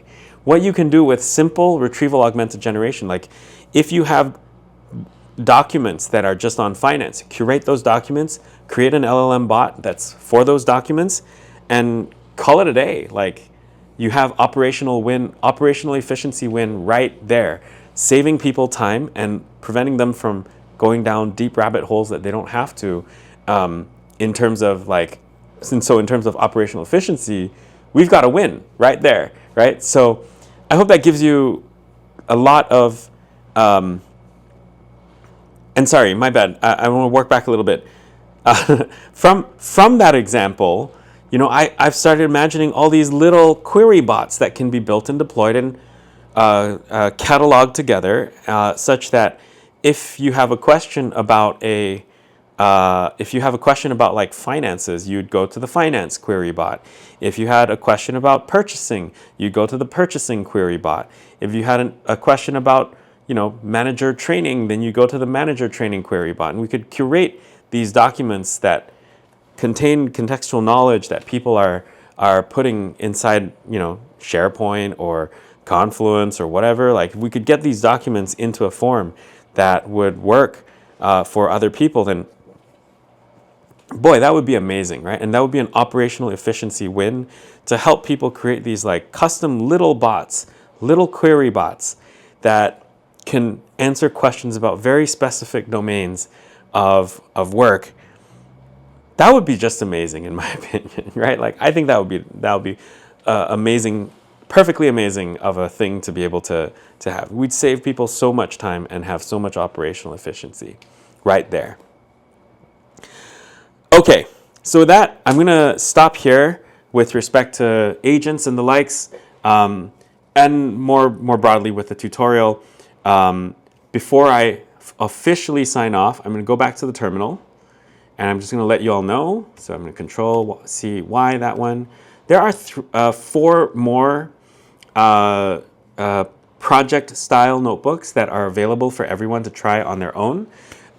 So if you're interested in like getting some practice with LlamaBot, just so you can solidify some of the concepts that we've talked about, I have 4 project notebooks that run you through the real examples that I've tried to build myself. And some will give you a lot of freedom and creative space which therefore is a little bit more challenging. Some will be a little bit easier to build.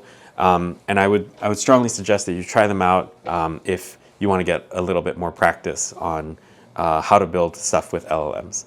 All right, so with that, I'm going to stop. I'm going to end the tutorial here. I hope it was educational and informative for you. If you've got comments, please feel free to reach out to me.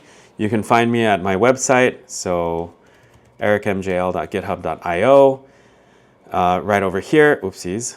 Yep, so right over here. This is my personal website, and if you want to reach out, you can hit the Contact Me button. That will bring you to a little service that I vibe coded for myself called Shortmail, and that will schedule. You can either send me a message this way, and if you want, we can also connect on LinkedIn, or you can like use Calendly to schedule a time as well, and that also is perfectly legit and fine. I'm happy to talk that way. If you have any comments, just feel free to send them to me by short mail. I'm happy to. I receive those emails, and though I might take a little bit of time to respond, there's a lot of stuff going on in life. I will definitely make a commitment to responding to all of those messages that are sent my way through short mail. And so thank you so much for soldiering through and through even this re-recording of the tutorial. I especially want to thank Hugo, who was my teaching assistant during the live tutorial. I just want to make sure that was acknowledged, as well as everyone during the live tutorial who also soldiered through the entire 4-hour-long session. My hope is this re-recording of the tutorial, which goes through in a little bit more depth some of the stuff that we didn't get to cover during the live tutorial, that this helps hammer home some concepts there. And really, I want to conclude with the future of work is going to be amazing if we are able to wield AI in a way and large language models in a way that preserves our agency, preserves our humanity, and helps us basically automate the dull, the dirty, and the dangerous work that we don't want to do. With that, thank you very much.